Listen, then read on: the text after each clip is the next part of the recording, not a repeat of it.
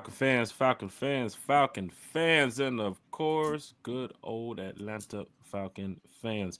You already know what it is. You already know what to do. One time for the fan back talking Atlanta Falcons football. Uh, Falcon fans talking Falcons football on a Falcons Friday. It's real. Apple Podcast, Spotify Podcast, Amazon Podcast, Facebook, YouTube, Twitter, man, or X, whatever Elon done did to it now. Ha! Falcon fans, hit that like, hit that share, hit that subscribe button. Tag your Falcons friends, tell your Falcons family. Lunch with one time for the fan. It ain't breakfast no more, unless some of y'all. It's now not getting up. brunch. Unless It's some not of y'all brunch. now getting up. Maybe do a little brunch with one time for the fan, or if You know what? those of you like When I- Bodie that's been here since 6 a.m. working on the roof, lunch with Oh one time wow! for the fan. Are we really taking shots at Brody already this We're not- early? we're not Are doing you that. really We can't taking do that. shots We at can't do that. Brody? We giving shout outs to Bodie. Bodie 3000. Bro. Big shout out to Bodie. Big shout out to Bro. Miss Carrie. I'm sure she should be joining us here shortly from her yacht and private island somewhere over there. It's 44 degrees in Florida today, bro. Oh, it is. Oh, Yes. so she should be joining us shortly here. Yeah. Yes. Yeah. We got a couple cold jokes here from Miss Carrie. Big shout out to the chat. One time for the fan, from the fan, for the fan. We got some things to talk about today. Big shout out to T Will for my ATL Sports. T Will doing overtime now. T Will, this is your fourth show already in this 12-10 on a Friday. Is that correct? I think it's my third, sir. I think it's your my third show. But hey, it's a labor of love, And man. you still I have love a show later on tonight, correct? I do. Well, you know what? I don't know. I got to follow up with Jordan because I hadn't talked to Jordan this week, so we may not. I'm not sure, but yeah, it is my third, and it could be potentially be a fourth. But hey, man, I love my birds, man. I love my Falcons. I love my Braves. I love my Hawks. I love my United. I love my dogs. I love the A, man. I love the A, and I love talking sports. You sleep with a Falcon hat on, correct? I do not, sir. I do not. No, I sleep with this big ass noggin that you see before you. Thanks, Mom. Appreciate that. Appreciate that. Yes. I LL Cool J and I have two big ass heads. So there you go. LL Cool J, Terry Fontenot, y'all just cousins. Just cousins, huh? Smooth C's in the chat. Dwayne Ruff is in the chat. It's going down in a major way. Country said the other day in the chat, for anybody that hears me say it's going down in a major way, you must take a shot. And it's only right if you take a shot with one of those Falcon shot glasses. It's only right if you take a shot. Wow. You know what? I don't have a Falcon shot glass, but I do have a shot glass, and I do have some wine. I unfortunately, I can't drink liquor anymore. But I'm chilling right now. I'm just drinking some regular old, some juice here, but just in case if things do get a little rowdy today, we can. If they get rowdy, if things go a little haywire, it's 5 o'clock somewhere, I guess, right? Hey, Falcon fans, hit that like, share, and subscribe button. Smooth season to chat with Sign Drew. Woo-wee. Drew Dahlman. That's something we got to talk about. 20 million? Is that what they're saying? He could get 20 million a year? Man, the way this NFL is working, he might get 300 million. You never know. Falcon fans, hit that like, share, and subscribe button. Boy. 82 Money Carlos in the chat with the red and black. He's representing. Carlo.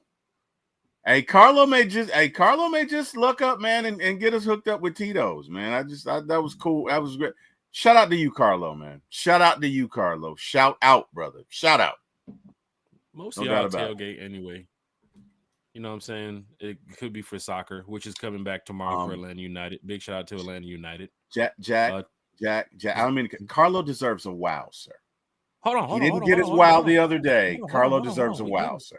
We can get him. Hold on, let me get it now. Yes. Let me get it now. Yes, he deserves a wow. Where is it? There you go. Yeah. That's for you, Carlo. That's for you, brother. That's for you. In the chat. Atlanta United coming back tomorrow. MLS is now getting out here shortly. So what the hell? Oh, I'm about to say, man. I thought somebody was trying to get into my account. Saw that YouTube thing that says somebody's trying to sign into your account. I'm about to say, shit. We about to ask them to sign up here. Shit. Yeah. Atlanta United here is getting started tomorrow. So big shout out to all the Falcon fans who are Atlanta United supporters who will be in the building. Terry, you have an Atlanta United podcast apparently that you're going to be working on as well with a young lady, Atlanta United supporter, this Yes, Tuesday Jennifer. too as well. Is that for my ATL Sports? You're branching off into that soccer world now too as well. Terry's going. Can we expect table tennis soon too as well, Terry? No, not just maybe pickleball, not yet table tennis. You know what I mean? Yeesh. Pickleball is the rage. You know what I mean? But yeah, we'll look. We'll stick our toe in the Atlanta United pool. We're gonna do our initial podcast on Tuesday night and at 8 o'clock, and we'll see where it goes. But I'm it's gonna be myself, Lisa Shepard, and Jennifer, the young lady who already podcasts with Atlanta United. And hey, man, looking forward to talking about it, talking some Atlanta United, and hopefully a very good season. I tell you what I didn't understand, Jack. And Jennifer and myself and Lisa had a conversation off camera. But what I did not understand is how we were so bad at times during last year. And we kicked the you-know-what out of Inter Miami, who arguably has the best player in the world. We'll be facing off against next month too as well at the Bend. So my Yeah, message. but we beat them in the playoffs, Jack. Like, I still wanted, like, what the hell happened? I mean, Atlanta United had a 1% chance of making the playoff last year around the end of the season. I'm very familiar with Atlanta United soccer too as well. So I'm sorry, football. But Football. there was Football. at a point in time where with the firing of the coach and then Carlos Bocanegra. Also, big shout out to Carlos Bocanegra too as well. He's a good friend of mine, so big shout out to Carlos Bocanegra. But of course, the firing of the head coach, and they brought in I think Bobby or Rob Valentino or Valentine was the interim head coach. Kind of turned the team around towards the end of the season, and then they got down to that playoff point where there was 1% chance of making the playoffs. They needed like 3 or 4 teams to lose and them to win. All of that happened. So for those that are expecting, things to be at its lowest point when you're at 1% chance of making the playoffs for a soccer team, Atlanta United did make the playoffs off that 1% chance. They ended up going on and I guess defeating the first team. I think they played Montreal, I think it was, or Kansas City. They beat them. Then they beat another team too as well, Inter Miami. So it's kind of disappointing that Atlanta United, didn't get a second championship. But that 2017-2018 season, matter of fact, I got my championship gear right here. The 2018 championship, man. That was actually a great time beating up on Portland. So hopefully Atlanta United can get back to its where they were back in 2018. They don't have Joseph Martinez, but they have a guy named Miguel Almiron who's back in the building. You have to pay attention to Miguel Almiron. He is a superstar when it comes to the soccer community. A lot of people in the Premier League know about Miguel. He used to play with Newcastle. Now he's back here with Atlanta United, and he was on the championship team too as well with Guzan, Brooks Lennon, some of the other players too as well. And plus they had the guy named Lafay from I think it's Middlesbrough from Premier League. So Lafay is a big striker too as well. Atlanta United, man, I'm a big supporter of my Atlanta teams now: Hawks, Braves, Falcons, and Atlanta United. So I'll be in the building tomorrow for the Atlanta United game. So that's going to be fun. But we got to talk about some Falcons football here. I know some people are excited on this Falcons Friday. Let's get to the chat too as well. Do some housekeeping, as Mr. Terry would say. We just signed someone from the UK. Kung Fu's in the chat. Yeah, that would be Lafay. I'm trying to get his name here. Let's see. He's a superstar too as well. So him, Emmanuel Latte. Latte Lafay, is that his name? What the hell? Yeah. Latte Laugh? What? I thought he was from Africa. Yeah, he played in the UK too as well in the Okay. Premier League. Okay. And it's pretty big to go grab players from the Premier League because Premier League is one of the pretty much highest leagues in soccer. La Liga is up there too as well. MX is up there, but Premier League is watched like every single day. So big shout out to everybody who's an Atlanta United fan and of course an Atlanta Falcon fan too as well. Jay Black's in the chat with damn T Will. You've been busy this morning, Oz. Sheesh.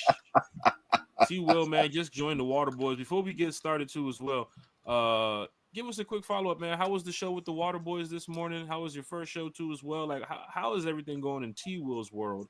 And then we'll get to some Falcons football. Because let me tell you something, we have a lot to talk about tonight, and it includes a super fan, or I'm sorry, Uh, apparently a super fan, a former super fan? a former super fan. Now has to say because she won't be visiting the Mercedes-Benz Stadium. I don't think anytime Not soon. anytime soon. Not anytime And we soon. have to talk about this because this made damn near national news in the sports community, Mm-hmm. right? And I Yes, it think y'all did. know what we talking about. So tag your Falcons friends and tell your Falcons Mm-hmm. family. One time for the fans, from the fan, for the fan. Terry, Yes, sir. about your morning, man. Hey, man, great morning. So, funny story. We had a show yesterday, the Beer Gang, myself and some other folks, and it was a spirited debate that broke out between our own Miss Carrie, baby. Wait, you talking about Miss Carey? Yes, that Miss Carrie. Hey Miss guys. Carrie. Yeah. So, you know what? I halfway want her to tell it, but we Oh had a debate gosh. I'm never gonna between. bring this up again after today once we come Ah, back up because man, I think I'm in the minority. Actually, you have my back, T Will. I always But got your back, yes, Carrie. but Always got your back. I So, completely understand their frustration. yeah. My thing is, I didn't want it to just be like, he's Kyle Pitts is trash, like he's a bust, let's get rid of him. There's more to the story. It's not just that he's been Yes. set up for success in the Yes. best way. Yes. Unfortunately, Yes. he's had five quarterbacks, three coordinators, and a season-ending surgery, and there's a lot of details that tell the whole story, and I don't mean for that to be excuses for the man because quite frankly, you're getting paid millions of dollars to go out there and do a job that many people dream to do. So I know I was not trying to make any excuses for him by any means, but I just want to tell the whole story, that it could be 75% Kyle Pitts' fault and 25%, the surroundings, the environment, the organization, maybe the scheme, there's just a lot that tells a story. And maybe him going to a new organization would be best for all parties, honestly, for him to get a fresh start. I will just say that I will be very disappointed though if, like, to your point, T Will, he goes to another organization and balls out with like a guy like Burrow or Mahomes, if they need a tight end. That will be disappointing for me because it'll feel like we wasted a fourth overall pick. But Y- that's where I'm at. Carrie, like I said, the one thing both things can be true, right? Right. So Jack, just real quick to just uh sync this thing up. Myself, Carrie, a bunch of others were on the Beard Gang show, and Carrie made the point: look at Kyle Pitts, it's not just Kyle, right? Because we know Kyle doesn't necessarily run routes. We know Right. sometimes he misses hot routes and he doesn't necessarily finish. But Carrie's point was, look at some of this is incumbent upon the coaching staff to design scheme for him. Some Right. of this is upon the coaching Right. staff to find out what he does well and to basically install that in the game plan. And it just kind of feels like maybe they gave up on him. And like I said, Right. look, Right. Kyle is responsible for Kyle. Okay. And Right. in no way am I defending the fact that he doesn't run routes. In no way am I defending anything else. Clearly, there's a disconnect between Kyle and everybody who's ever tried to get him on the Falcons team. But what I will say is history is filled with guys who started at one place, right? Bill Belichick, a litany of others who started, Right. Bill Belichick was the coach of Cleveland. He sucked there. He went on to New England, figured it out, became the best head coach ever. You know what I mean? Sometimes maybe you don't get it the first time. Sometimes maybe the coach that we have at this particular place doesn't resonate with you, but that doesn't mean that you can't learn. That doesn't mean that you can't grow from it. And all I'm saying is the Falcons do have a fiduciary responsibility to Kyle to put him in Sheesh. a position to win. Now, with that being said, right? Because A I fiduciary? agree that both can be true. But with that being said, I feel like the Falcons are just tired.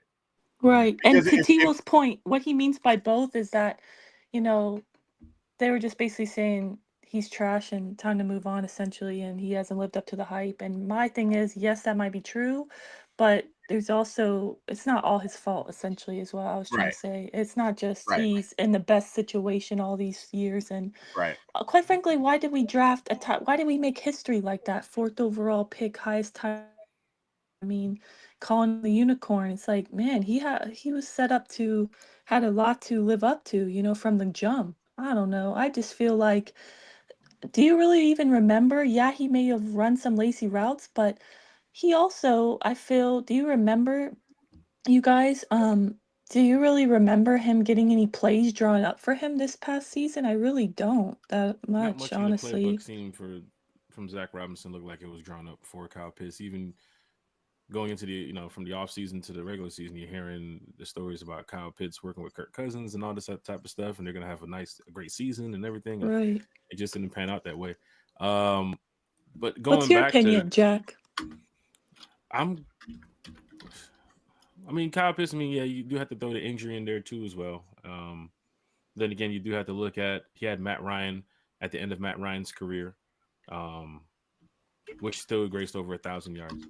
But the quarterback issue that he was dealing with the past couple of years, even with Arthur Smith and his offense, to now Mhm. Raheem Morris and his offense, is still a bit concerning because it's like, well, nobody wants to get the ball to Kyle, Right. or they just, Right. I don't know, they're That using him the wrong way. I've also heard from listening to the radio station recently. I'm not going to say who, but they were kind of right. writing Kyle off by saying, "Hey, whatever team he's going to next, good luck, take care of him. I'm sure you can fit him into your offense Oh, as best as wow. possible." And if you're a guy like Kyle Pitts listening to this type of stuff, it doesn't make you want to stay here in Atlanta. If you kind of think about it, Well, like that's one thing I mentioned as well, that like not just Falcons fans are basically saying like they hate him, but also, in the fantasy football community, players see that kind of stuff, which I get it. They have to have tough they skin, but they definitely do see see it. I can that. tell you They right now, see they that see it. Their stuff and they family don't, members see it, that's cousins, somebody sees it. Yeah. right. They Yeah. see that and that sucks. You don't feel like you're wanted there. It's like, why do I want to be here? And I also want to make the point that you know, people talk about like a Jonnu Smith, which yes, I'm sad he got away, but the thing about it is in the Dolphins, offense, he's the number 2 target. He has more Hmm. targets than Jalen Waddle last season, Hmm. okay? In Mhm. our offense, Kyle Pitts is like the 4th or 5th target. He Hmm. had the least like out of all our weapons. He's just not I feel like this offense is just not built for him. I feel like Zach Robinson doesn't really use the tight end even in LA.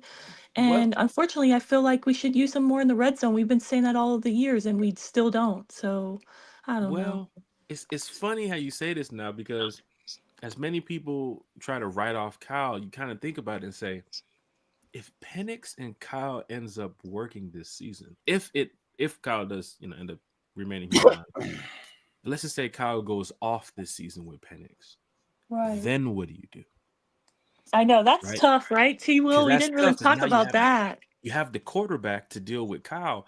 But that's what I wanted to talk about too as well. That's one of the topics today is franchise quarterbacks, like and what it means for their team.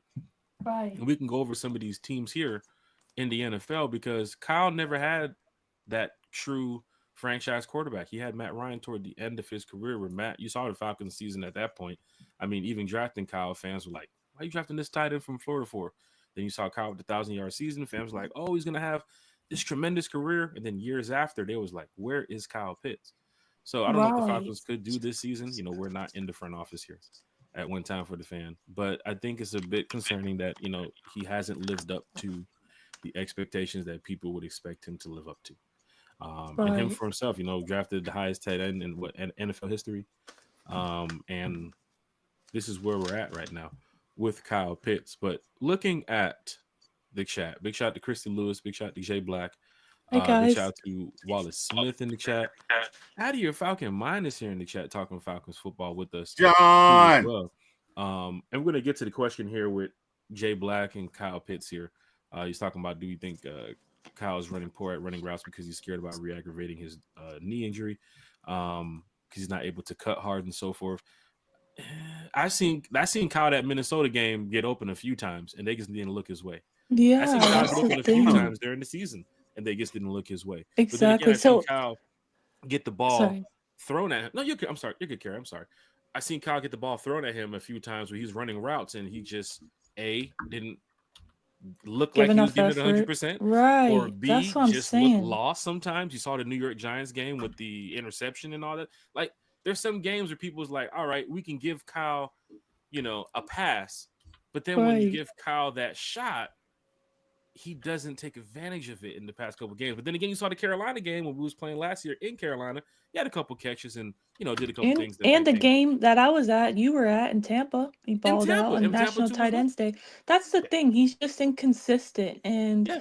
that's the thing. I mentioned yesterday on the show as well. It's like I feel like it wouldn't be such an outrage if he wasn't drafted so high. We wouldn't be freaking out like, people, it wouldn't be such a controversy about Kyle Pitts as if he wasn't drafted fourth overall. That's the reason why people are so upset. And I get it, but he Yeah. didn't pick where he was drafted. I mean, but I also understand, to your point, Jack, it's like both can be true. He can be sometimes running lazy routes, but he can also be an afterthought in this offense and not have, any kind of scheme that he's maybe he doesn't fit the scheme or maybe there's not plays drawn up for him. I don't know. I just think, what do you think, Jack? T. Will and I both said that maybe this is his last year because we thought Terry Fontenot is going to want to, he's basically at this point not going to get more than maybe a fourth, fifth for Kyle Pitts. And it's like you drafted him Well, first, fourth overall. you can at So least get a would third you for Kyle. waste, Give that. don't you think that would look like a failure on Mr. Fontenot's, like him going from fourth overall pick to just getting like a fifth? So do you think he would want to give it one last shot with Michael Penix to Kyle Pitts in this 1 year? That's what we were thinking. That's Um, the only but they thing I were can. saying just get what you could take for him because this is the last year. So take any pick you could get, even if it's a bad pick. I don't know if Terry will think like that. What do you think? I mean, I wouldn't take any pick for Kyle Pitts. It's not about just Would shipping you him take off a for a fifth seventh round rounder. pick? No, no. Yeah, and I don't think Yeah. Terry Fontenot will either. You got to think about Right. the behind the scenes, what Terry and them could be thinking about. Remember the Saquon issue, when they shipped him off, and even remembering the general manager's son sitting on the couch, telling the general Right. manager, "Don't let go of Saquon. Like, he's going to be one of the best running backs in the league." And the general manager's like, well, we don't need him here. He ends up going winning the Super Bowl. And to hear that, I don't know, random rumors in the Falcon community that he would look good in the Chiefs offense or something if Kelsey's retiring or not coming back. I don't know. You hear this stuff all day. And then somebody reported out that it wasn't a Falcons journalist or anybody, but they said that calls have been made for Kyle Pitts. And I mean, Terry's going to accept the right trade for Kyle Pitts for the right team too as well, to put him in a system that would work for Kyle. I don't think they're going to do Kyle dirty, send him to like the Jags for a 6th rounder or something like that. You got to get some value for Kyle. Like, he was still top 10 pick for us here in Atlanta. Still had over 1,000-yard season, and if he's And 100% with the right system, you know, you never know what can happen with Kyle. But if he's not a good fit here, get the right value for Kyle when you trade him off. It's not about just r- taking any pick. Get a right. third So if round. I think you can get at least a third round for Kyle Pitts. so if you I'm don't a, get that, you're gonna keep him one last year, right? right. That's I'm, what So you I'm would now do? this is the counter to it. mm-hmm. Okay. I just mentioned it. If Penix has I'm telling you right now, we've seen Penix these past 3 games and everybody's excited. If Penix can get the ball around like that and get Kyle involved, and don't forget about the Falcons schedule next year: the Colts, the Mm-hmm. Jets, the Dolphins. Mm-hmm. We're expecting. Here we go again. Mm-hmm. I speak for you, Raheem. We're expecting the fucking playoffs here, Mm-hmm. right? Mm-hmm. Right. So if we're doing that, that means your quarterback needs to have a decent season to get to that Mm-hmm. playoffs at least. He ain't gonna have no bad season and you're benching him and here comes the backup. Nah, fuck that shit. Mm-hmm. Penix is on point. We're talking about 3,000 yards, 4,000 yards. We've seen the Mm-hmm. arm. We've seen the talent. Kyle Mm-hmm. Pitts has to be involved in that somewhere. I'm just looking Mm-hmm. into the future. He Mm-hmm. has to be involved in that somewhere if he's here on this team. Now, you get down to trade deadline, and this man has less than 20 catches, 100 targets. Oh, guess what? I can call it that. But now, before the free agency, I don't know what's going on in that back room. I know Kyle Pitts could be a target to trade. Yes, his name Right. could be on that board. But his name can also be on the board of being on that 53-man roster next year, too, as well. So you just can't throw Kyle off the ship like I was Jalen Mayfield. Remember Jalen Mayfield? That ship sailed. Yeah, Fans Mm. knew it. Jalen was It terrible from sailed. day one. The Jalen was ship, you terrible from saw day it, one. Terry saw it, not Terry, whoever was in the office, Arthur Blank, everybody saw it. The Mm-hmm. ship sailed. There is something there with Kyle. I think they're looking at to say, man, we gotta Michael Penix going into his second year. Mm-hmm. Maybe we can try to fit Kyle. I'm not speaking on behalf of the organization. I'm That's what talking I from kind of said, and then they told me that even this Well, morning, right, look, T-Will, you look that gotta was at look kind at of both like, sides of the fence. You just can't from go on and just say they're yeah, getting rid of right, him. They're getting rid of exactly, him. They're getting rid of yeah him. You gotta look at both sides. exactly, If they do from get rid of him, get the best value for him, and here's right, why he's leaving. But if from he my stays, perspective, here's why he's staying. if you get rid of him now, you're selling low. Mm, right, You're not gonna get the value for Kyle. You're just not, right? mm-hmm. So if you're not gonna get the value for Kyle, and to your point, Penix is coming into his second year. Penix could light it up with Kyle next year, right? Look, you can't cover everybody, Mm-hmm. right? Uh, uh, who's our quick receiver? I can't remember his name. Ray. Mooney. Yeah, Mooney's Mooney. always Yeah. open, right? Let's say you double Mooney. Let's say you double Drake. You got Kyle running wide open down the middle of the field. Now, what I will say is Zach has to do a better job of putting Kyle in routes where he can succeed. So if you like him in situations where he's running over the middle, damn it, just run him over the middle. Run him over the middle, right? But the bottom line is I don't think it does you any good to trade Kyle for a 5th round pick that's never going to see the light of day anyway, just to say, well, we traded him. We got right. something. We got something. We That's what got they this want to do, just tackle. get something. We got this tackle from the University of Typewriter Maintenance I'm that's sorry, going to be a T-Will, but really great water guy. What? I'm leaving here with Sheesh. something. That's what. Right. God. It's just But look, great. You know, we got Johnny French. Bravo from Typewriter University who's going to play D tackle. He's 5'9" and 200 pounds, but he's going to be a great D tackle. 6th round pick. Go How do you Kyle think Pitts. Oh of man, mine? not our 6th round pick. I can Right. remind you of our sixth round That's what picks I'm under saying, Terry right? Fontenot. We've had Oh Lord. Frank Right. Please don't So, do this Darby, to us. Justin Schaefer, and John Fitzpatrick. Those are right. our 6th round picks under Terry Right. So Fontenot. if you're not going to get value for him, then let's pack it. Let's get him together. Let's go on the who ride for the next season. Let's get him as many receptions as possible. And let's say to him, look, Kyle, this is for your next contract. I'm gonna You get some ball out comments for here. your next contract, wherever Right. that is. I agree with Terry, and I'm Me on both too. sides of the fence with Kyle Pitts as a fan. If Right. you ship him off, I know why you shipped him off. I'm not going to be like, what you No, what? I It's, get it's it. not going to be like the No, DeAndre yeah, Hunter we trade. do get I You know what get I'm it. saying? I get But it. if he stays here, let's go to Jay Black. Look at the comment. Mhm. Let's see if Kyle and Penix, this is the year for him to do it. And if he does it, hell, you got 8 games into the season to do it. That trade deadline window's hot. Right. So Well, that's what we were saying. See, I knew you. I knew you'd I'm just feel on the like how Penix we side feel. of if Penix can do what Penix can do, he's going to include everyone. There That's you what it's go. about. There you go. Right. And Penix can get the ball to Drake, and he can get the ball to Mooney. And Terry, I want to go back to your comment. You said if Mooney's getting double covered, chances are he's still open. So if he can get the ball to Mooney, you seen Mooney. Mooney He's can get always quadruple open. cover. You can get 11 people on Mooney. For some reason, he's still open. He's always open. He's always open. You know, he's You always know? open. I So- If we just had a mean I'm quarterback not from trying 2 to years ago, he sound probably wouldn't like get him the ball, but never mind. I'm Carry not on. trying to sound like we're smarter than anybody, but I think what we're saying is how Terry Fontenot is going to look at it. You have to. You give as it a that general one more manager. chance with this new quarterback because you're not going to get anywhere close to what you drafted him at. So it's going to look like a failure.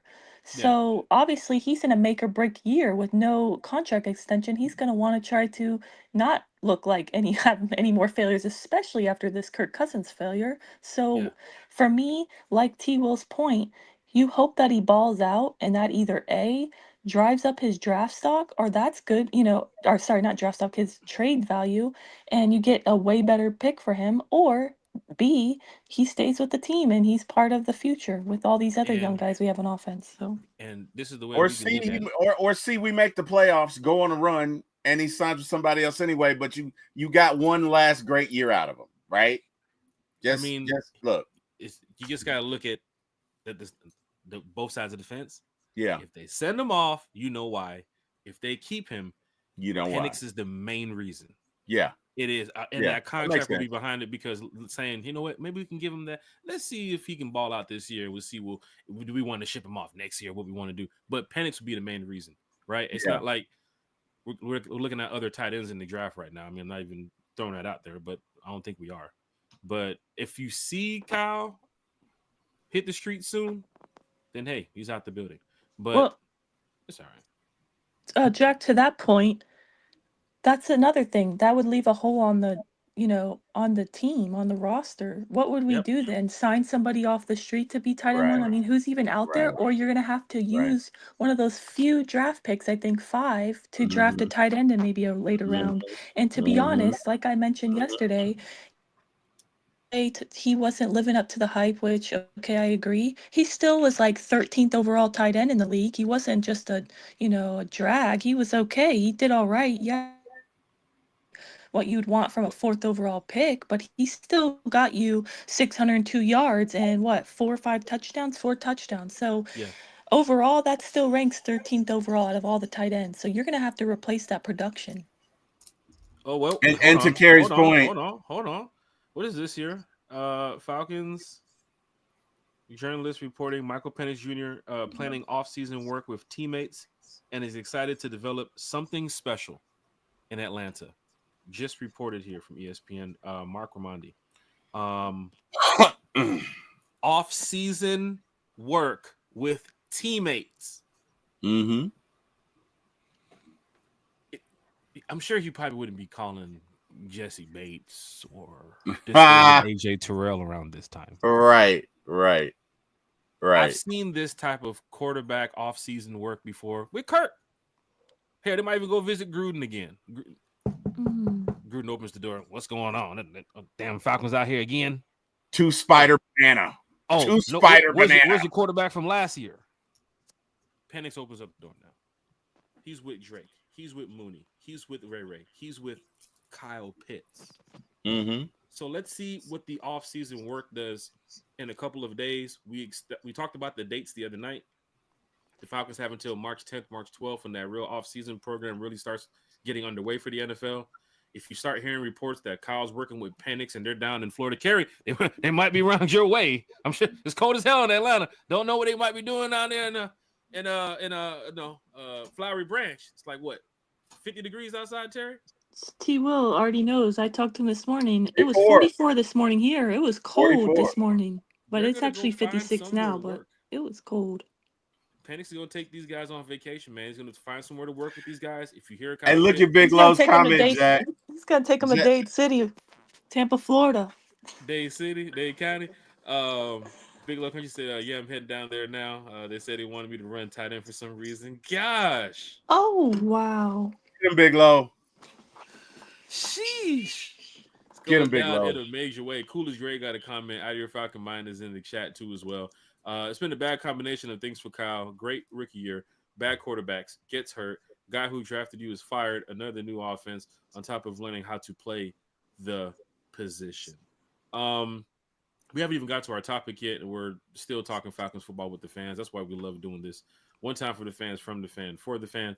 Jay Black said, T. Will, you are right. It would be best we see the Kyle Penix magic, see if it can happen this season. Let's see. Jay Black said, Mooney is like the Huddle House. Them pancakes is always Always hot. hot. Right. Sheesh. Shout Always out to hot. Jay Black in the chat. Gotta give him a Hey, wow for that one. He says like the Jack. Huddle House in the chat. Gary, what's up? Can I read just like an excerpt from that ESPN article that, with Penix and talking about Penix and Of course you see. can, Carrie. Okay, Of course so you can. um, basically, like you mentioned, he's looking forward to the off season where he can build that connection with our guys like Bijan, Drake London, and Pitts. But his exact quote is. He says, I feel like we're the best player for player. I feel like we're the best out there. We just got to go out and do it. And then he said that he's talked to the guys and we're looking forward to working together off season. We're going to start back really soon. And then the ESPN article goes on to say, Pitts has a spotlight on him because he's a number 4 overall pick in 2021 draft. He's under a microscope in this final year of the rookie contract. Production has fallen off since his record-breaking rookie season. First tight end to make the Pro Bowl as a rookie in 2 decades. And then it just says, talks about Pitts having 7 receptions in his final 3 games and after only having 6 in his previous 4 games once he started playing with Penix. And Penix's first career touchdown pass was the game-tying score against the Commanders on 4th and 13 was to Pitts, and it was a tremendous diving catch. And what A Penix lot of had to Pitts knowledge. say to Pro Football Talk, what he had to say about Kyle Pitts is that he said, "For him, it is believing in himself. For me, I'm going to believe in him. He knows that. I just talked to him the other day, and we just talked about some of the things that we want to do. And it's like, all right, I'm going to give you my all each and every day, and I want you to do the same. And once we do that, our connection's going to continue to build." I love that. Falcon fans, Michael Penix here. He's talking to the fan base. A lot of people might not been able to, get this article this morning, or you might even go through your day not even be able to hear about this whole article because a lot of times during the off season you're busy, right? But if you get a chance to check out the Falcons Twitter, or if you get a chance to check out some of the Falcons journalists, you'll get a chance to see some of the updating reports that they put out all the time to keep you guys updated. ESPN having this report here from Mark Ramondi, who covers the Falcons. Um, Hearing this now, this is so funny. We talk about Kyle Pitts literally 15 minutes ago, and then the report comes out from Mark Ramondi. Wow. Now, does it make you feel a little bit different that Kyle will be in the building next season? Terry just offered the report. Penix developing something special with his Falcons teammates. Does it change how you feel now that he might be in the building from hearing this report, or you still like, XYZ? I mean, I know how you were talking before, but I'm just saying for the Falcons fan base, would you Mhm. think they would be on the ship Kyle off type boat right now? Yeah, I think a lot of the fan base want to ship Kyle. Right. I don't think personally he will be. Uh for for a couple of reasons, but the main one is you already have deficiencies in your deep. You Right. already have positions you have to address in the offseason. Why make it another one? Why get rid of Kyle? Now you got to go get a tight end along with an edge rusher, along with a linebacker, along with the corner. Why do that? You got Kyle. You got him for another year. You're probably not going to get but a 5th round pick that you're never going to use anyway. Why do that? Why not? You know what, Kyle? Hey, you and Penix, hey, you guys sync up. You go on the who ride, right? Kyle, look at it this way. This is your free agency year. You need to go out here and ball out so you can get your Mm, next deal and do it that way. That's that. If I'm Raheem, that's what I would do, Mm. right? I would not even entertain trading Kyle until the middle of the season, and we'd have to be out of it. We'd have to suck. We'd have to be out of it, and at because that that ain't point, happening. We're not gonna be then you out of it. do it. So That ain't But happening. if you're winning, let's say by week 8 you're 6-2, you're not trading Kyle anyway because 9 times out of 10 he's contributing to some point, right? I right, like Charlie Warner, but a receiver he is not. A catching tight end he is not. He is a blocking tight end, right, right? And as far as not using tight ends, guess what, Zach? You're gonna need to get over that for another year. But Mhm. I think, to me, the most prudent way to move forward. Let's keep Kyle. Let's get him involved in the offense. You never know. Maybe Penix is the one that reaches him. And the Mm. right. reason I feel that way, Jack, is because look it, man. If somebody didn't speak into me, I wouldn't be here. My early years and where I was such a screw up. I could not keep a job. I could not. And you know what? I met some people along the way who spoke into me, right? I met a jock at Media One, right? I met a Kevin Rowe at Merry Go Round. I met an Andre O'Brien at Sprint that helped me to not only become an agent but a coach and then a supervisor and ultimately a manager. I've started businesses, but if I didn't have people to speak into me, if I didn't have people to not give up on me, but for the grace of God go I, right?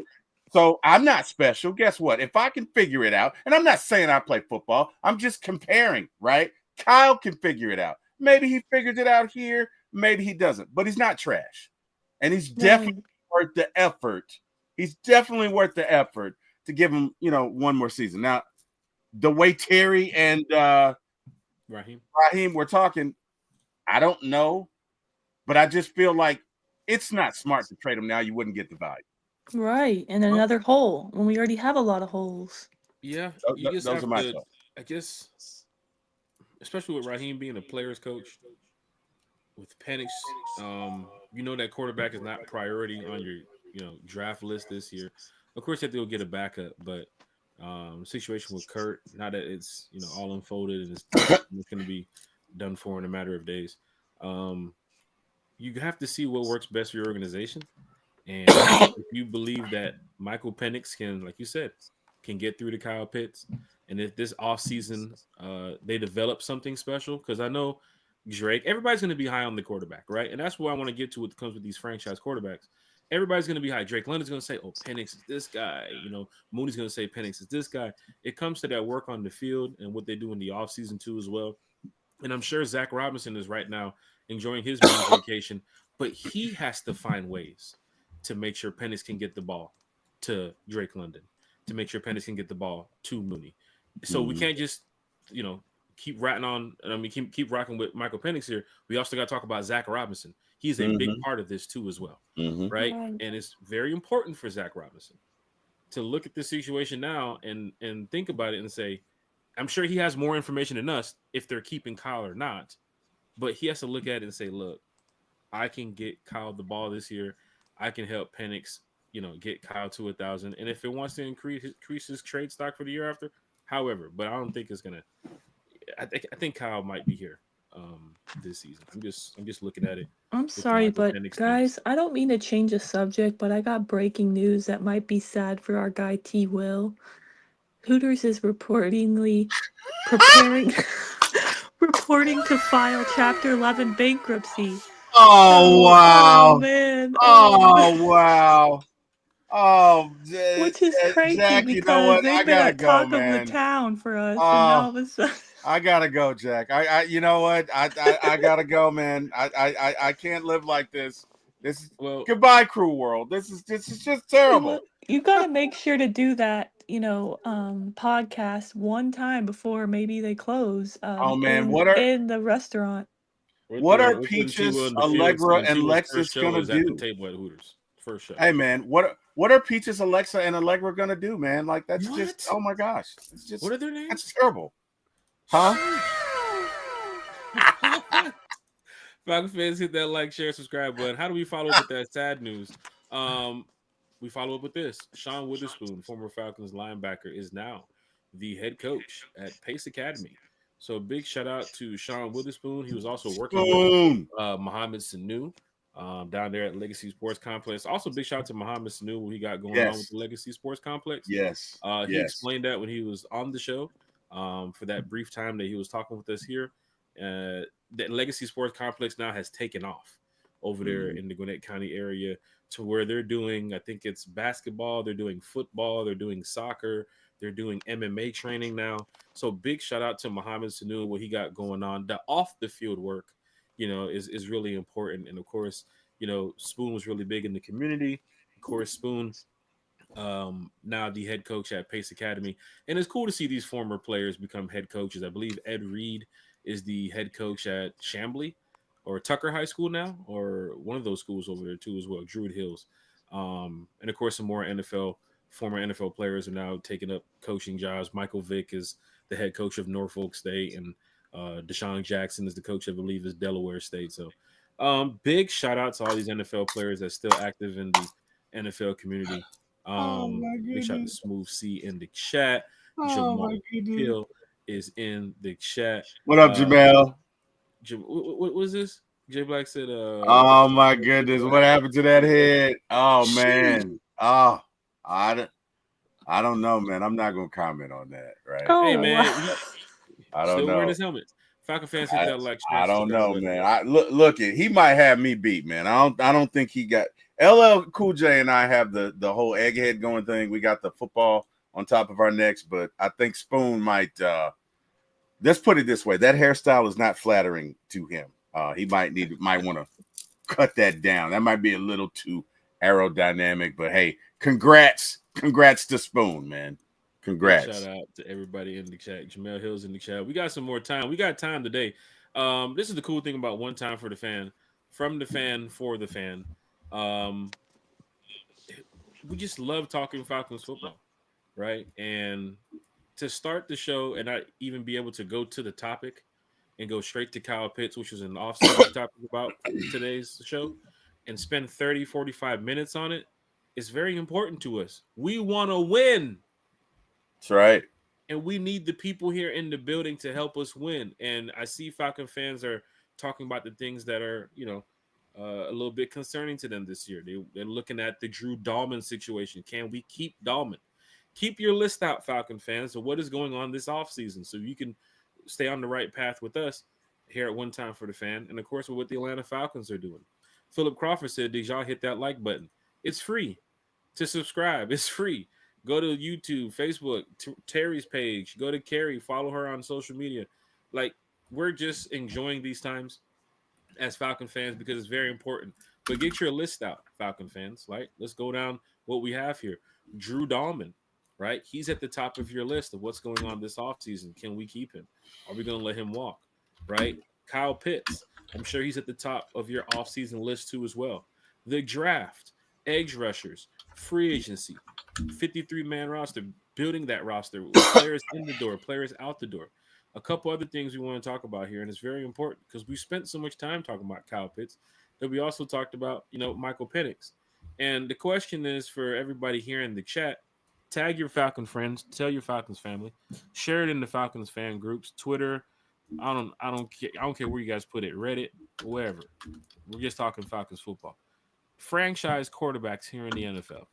How important it is for some teams to have a franchise quarterback in the NFL, because you've seen what Matt Ryan did here with us for so long, right? And everybody, well, mostly everybody, they love Matt, right? And of course, he had his years where, they started to decline, and fans were talking about the arm strength and, him, the age, and of course, was definitely catching up to him too as well. Then we shipped him off to the Colts. You saw what happened there, and now he's on CBS. But Matt Ryan was, Terry, Carey, agree or disagree, he was a franchise quarterback here for the Falcons. He was the franchise quarterback. Feel how you want to feel about him, but if you're looking at his numbers, he's the best quarterback we've ever had.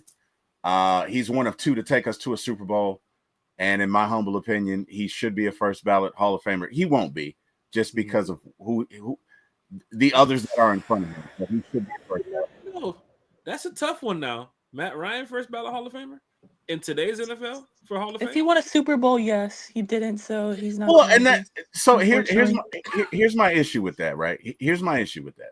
So they're gonna hang that over him for not getting first ballot Hall of Fame. Well, Marino doesn't have a Super Bowl. Yeah. Right. So there is a precedent for guys who had great numbers who didn't win a Super Bowl. Right. Marino never got he went to one, never got back. Right. Great career. Matt Ryan is 8th all time in passing yards. There have been at least 1,300 or at least 1,200 quarterbacks in the league. He is 8th all time in passing yards. Let me say that again. He is 8th all time in passing yards. Okay? So you're in the Valhalla of quarterbacks as far as passing yards are concerned.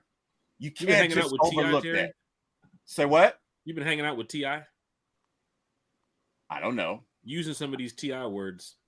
Oh, fans in the chat. Well, you've been hanging out with this guy Tip. I Rashad mean, Harris. I try to be a little vocabulous. You know what I mean? I didn't finish college, but I got 2 years. I got people in the chat like, what the hell you say? Basically, look, Valhalla is Viking heaven. But what I'm saying is, you're in the top 10 of quarterbacks of all time passing yards. You have an MVP. You went to a Super Bowl, right? So it's not like you're an also ran. Yes, you are a first ballot Hall of Famer. And in my humble opinion, you are. You could argue that Eli, who I believe is in the top 10, but was never as good as Matt Ryan. Eli was clutch. Eli won 2 Super Bowls, but he was never as good as Matt Ryan. He does have the Manning name, but I don't even think he is a first ballot Hall of Famer, and he will probably get in over Matt Ryan. But yes, unfortunately, in today's world, you have to win a Super Bowl, which is not fair because a lot of things have to go right for you to win a Super Bowl. It's not just you. It's a team sport, right? This isn't basketball where 2 or 3 guys can affect an outcome. You're talking about 22 players. Well, if you count special teams, you got to have all 53 pulling in the same direction. So it's a little different. And as well. Count them coaches too. Right, and them goddamn kickers. But look, the point is, you got to count timeouts too sometimes. And the wow. and the timeouts. And you got to take them. And you got to take them. Shit, keep going. Now keep it going, Terry. Hold on, we're on the roll here. What else? You got to make those kicks too. Keep it going. Ask the Buffalo Bills. They had the game won in 1990 against the Giants, and the kicker missed the game. And they never had an opportunity. They went back, but they weren't in any other games after that. So everything can go right, and you still can lose. That's not fair, right? Who's the quarterback for Buffalo? Jim Kelly? Is he not a Hall of Famer just because he didn't win a Super Bowl? He went to 4.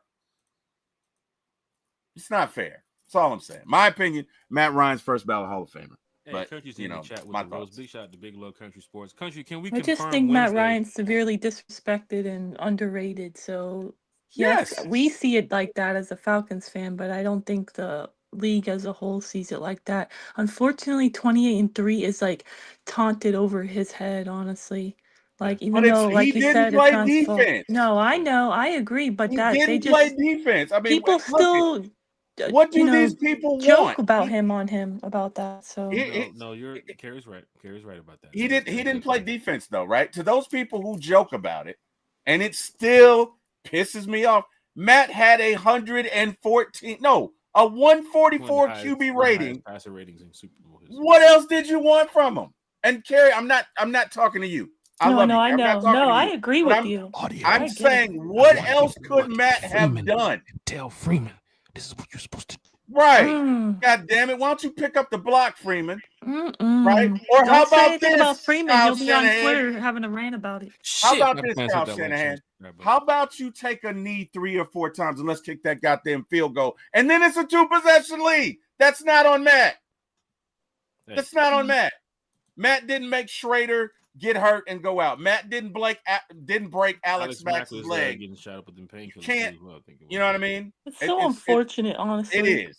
It's very unfortunate. Honestly, like, if I had 3 wishes, one of my wishes would probably be that we won that Super Bowl. I'm not even joking. Or we're going to win a Super Bowl. Because that haunts us still to this day. Honestly, I still think we're going to get one in the next couple of years. Me too. The spirit around this. I would change that. Something is building where it's like you saw the Georgia Bulldogs do it. Terry, remember the Bulldogs did it a couple years ago? And it's like, damn, that team was good. Then it went back to back and it was like, man, this team is fucking great. And there's still Kirby still has this team to even last year when they lost in the college football playoffs, still games away from making it to the playoffs.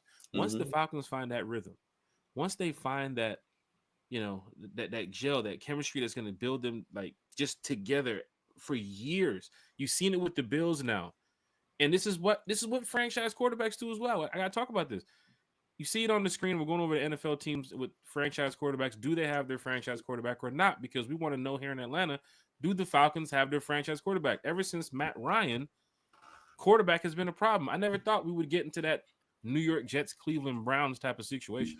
I don't think it's going to be it with Penix. The Browns, there's a couple of fans that have like the Browns jerseys where they just keep like crossing out the names of the back of the jersey of like all their quarterbacks. Like they're putting tape over the back of the names. Oh, wow. I don't want that here in Atlanta. It happened with Mariota, happened with Ritter. I've never seen Heineke, Kirk Cousins. This is all in a couple years of Matt Ryan not being here. The shit has to stop. So do the Falcons have their franchise quarterback? Let's look around the NFL. What it means to have a franchise quarterback. Terry, Carey, chat. Let's talk Falcons football. The Buffalo Bills, right? Do they have their franchise quarterback? Yes or no? Yes. They have their franchise quarterback. It looks like they're building a stadium now for their franchise quarterback.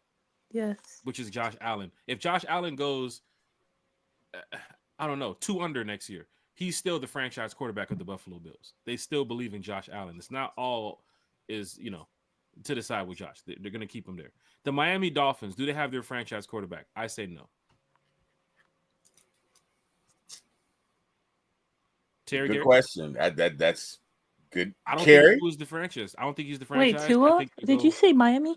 Miami Yeah. Dolphins. Yeah.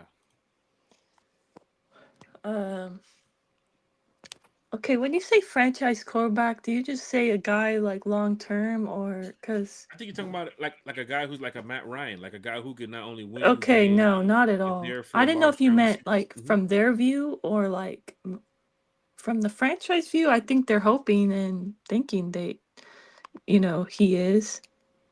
I For the But franchise view for the Falcons years ago with Matt, Matt was the guy. There was yeah, nobody yeah. competing with I Matt for his mean, job.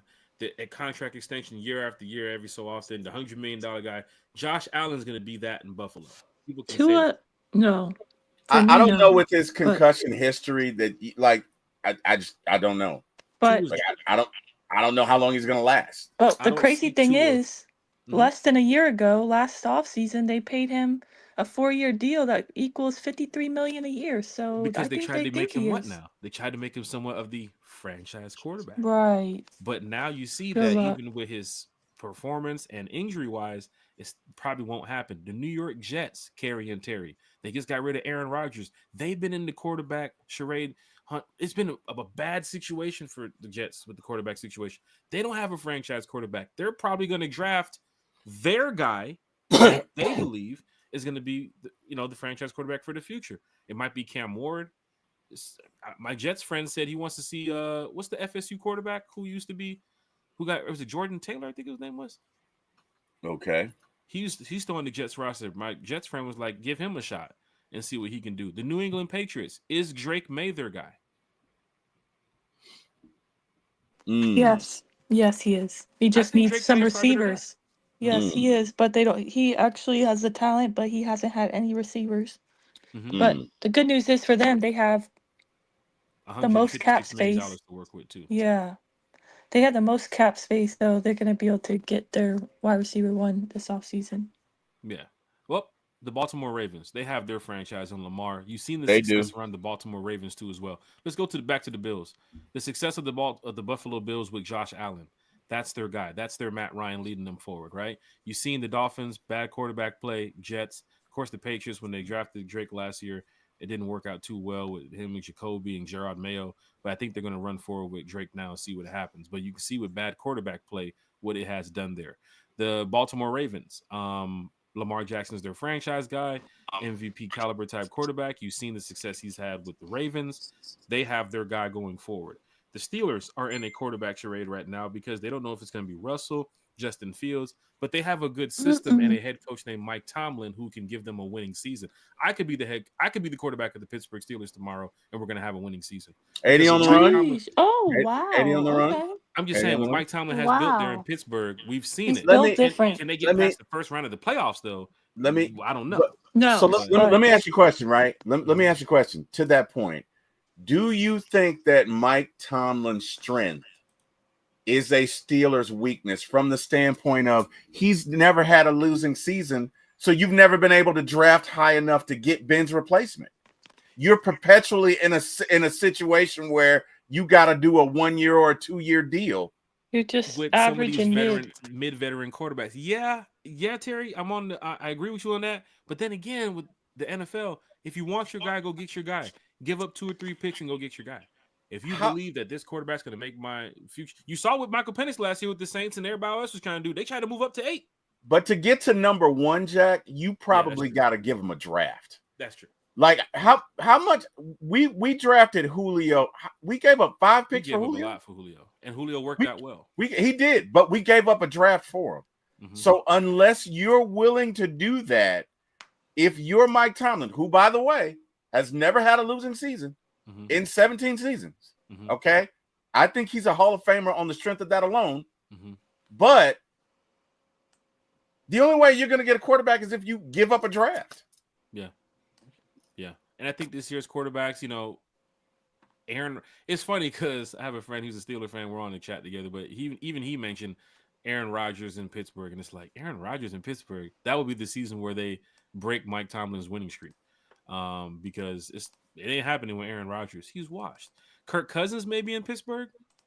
I don't know, but I think they might even look at Russell Wilson. Even if you go to the draft where they're picking, there's quarterbacks off the board. Maybe Jackson Dart might be available. That's their future. But they tried that with Kenny Pickett. You know what I'm saying? Didn't work. I don't know why they even drafted Kenny Pickett that high though. That was a mistake. But he still got a winning season out of it for some Right. strange reason. And here we was in that quarterback pool, like, hey, we need a guy. You know what I'm saying? But That only works because he's an elite coach. that is So, true. That is Right. true. but to T Will's point, that kind of sucks. That's probably why. I don't know how in touch you guys are with the Steelers fan base, but I know a few Steelers fans and they're ready for Mike Tomlin out, which I thought was Yes. crazy Mhm. because I Yes. respect him as arguably one of the best coaches in the league, but Mhm. their point of view is that we're just stuck in basically being mid. Yeah, Mm. we have a winning season everywhere, but it goes nowhere. We cannot win a playoff game. We Mhm. cannot, we don't do anything more than just have a winning One and season. done. Right. Which I'm happy with the win. I mean, as a Falcons fan, I'd be happy with the winning season So because it's been so long. So I was like, what do you mean? But then to their point, I understand. I don't want Mike Tomlin fired. I don't think that's a solution, but I kind of get that. Like, what their point is saying is like there's no growth. Yeah. We're not getting better. We're just stagnant, staying the same every there's year. no ascension. Right. Right. But you know Yeah. So what though? Carrie, I you bet those bring up season a good ticket holders point. made their payments for Pittsburgh though. I bet You they'll be you in bring up attendance week one. you bring up a very good point. Eric and I have a cousin named CJ. CJ, wherever you are, shout out to you, brother. Mhm. CJ is a Steelers fan, and he can't stand Mike Tomlin for that very reason. Really? Because Wow. yes, because they're one and done. But this brings up a larger issue, right? And it was a conversation I had with a Marlins fan, arguably a couple of years ago, right? And that is, if you look at the Braves, right? Basically, for the past 2 decades, with the exception of 4 years, the Braves have been great. Playoffs every year, right? Only 2 world championships. You know how many world championships the Marlins have had over the past 20 something years? 2 world championships, Mhm. right? Now, the Marlins suck most years, but when they go, They sure do. they win, right? The Braves have been in at least, I'd say, at least 18 playoff seasons in the past 25 or 26 years, 2 world championships. Carrie and Jack, who would you rather be? Would you rather be the team that sucks perpetually, but when you get in there, you're in there and you win it? Or would you rather have the opportunity to do it every year? But don't do it. Well, no, so Oh, the Braves have 2 world championships as well, okay. but it's not at a higher percentage, right? Which would you rather? You can go first, Jack. Man, shit. Thank you, Kerry. Um, shit, Jeez. I mean, man, it's tough because you want to win most of those games during that season to make it to the playoffs to continue to win. Then that feeling of, hey, we're gonna do this because we made it to this point, and then it sucks. But then you sit on the other side of the fence and it's like, man, we suck so bad. But as soon as we get to the playoffs, here we go. So I'd rather take. I don't know, man. I want to win. I want to win it all. So I don't know, Terry. I might have to take the we. I don't know. I might take the kind of your mid level here and there. But when you get to the playoffs, you know, you win I'd because rather be in the it's playoffs every year. I have to be. I mean, I have to win, man. I gotta get this championship. And if the No, I Falcons could be a mid-level team next year, but win the Super Bowl, who's gonna right. hate on that? I mean, they got us a Super Bowl. hey, bro, I'd rather win every year. Okay. In other words, the Braves have an advantage over the Marlins because the Marlins do not have the money to maintain success. So if they win it in 2 or 3 years, they got to dismantle it and start all over again, Who's right? the last Mm. mid-level team in any sport to win the championship? To win a championship, I'm oh, talking about that's mid. I'm talking about wow. this team was When you never say mid-level, expected to win. you mean Like this, payroll or you mean just payroll or what do you like mean? you see how the like the Chiefs have been so dominant the past couple of years when they went to the Yeah. Super Bowl. They kind of figured that they were going to win. Like what team in any sport, MLB, basketball, Some would say that Nuggets team a couple years ago, maybe. Hey, I think Big Low wants to join us, Jack, and Oh, and nice. I think as king of the world right now, I think we owe Big Low a chance to join us. He wants Well, to join us. we got add Big Low as a special guest. Let's get We Big always Low have on room here. for him. You know, Hold on. you gotta make room for the king, As right? long as he doesn't eat well done steak, which we know he Oh doesn't. wow! Oh, you were giving it to Birdo last night. Pause. You were giving Wasn't that Birdo the funny? business last night, Carrie. Oh, Oh my because goodness. Debo asked him, he did rapid fire, and he's asking him what kind of cut of steak would you eat? This or this, like a ribeye, or what was the other option? And I Or put, prime how are rib. I you think ribeye or asking? prime rib. But Yeah, yeah, how are that you was a great asking a guy interview. that gets well done steak what kind of cut? He can't appreciate that cut. That was a great interview last night, Carrie. That Like was. I that really show was enjoyed it. great. That Yeah, was a great show. I really enjoyed that. me too. It was very I informative for really me. enjoyed that. That was. Let me tell you something. Debo is a great interviewer because he was just I sent hilarious, you the country. I sent you country. and he was hilarious. But as for me, back to the point, I'd rather perpetually win, right? I'd rather have it figured out to the point that I would perpetually win. I just Mm, think that the Steelers are going to, at some point, you're going to have to go for it. You got a defense, right? well, But I then the question is, who's willing to trade with you, right? So this year, where there's a dearth of quarterback talent or a lack thereof of quarterback talent, Remember that thought. if you're first or second pick, are you trading with Pittsburgh? Mm-mm. If they give you 5 picks, right, I'm Yep. for never this trading with year's draft, Pittsburgh though. That's me. are you trading with Pittsburgh? Mm-mm. No, but also, especially Arthur Smith there. No, I'm not giving him anything. Oh shit! Wow. I'm Okay. Wow. sorry. So I'm Well, not helping you win. if You didn't help us win. if you're not the Falcons, I'm saying, who's got the Oh, first and second pick? I think it's who's the first pick draft this year? Was it not oh, the Titans have the first pick. Right. Titans? If you're Yeah, the Titans, and Titans, then yeah. if you're the Titans, and the Steelers come to you and say, "Look, we'll give you our entire draft. We'll give you There we go. 6 picks." Are you trading with the Steelers? You need a quarterback, right? Wait, Who's they got need the a second quarterback pick? they need a quarterback for their franchise, right? The Tennessee Titans. Right, they do. Yes. Who's got the second pick? Let's go to the info draft order. Bam. About to pull this up here, y'all. Is it Tennessee Titans, no Cleveland Browns, New York Cleveland. Now, Giants.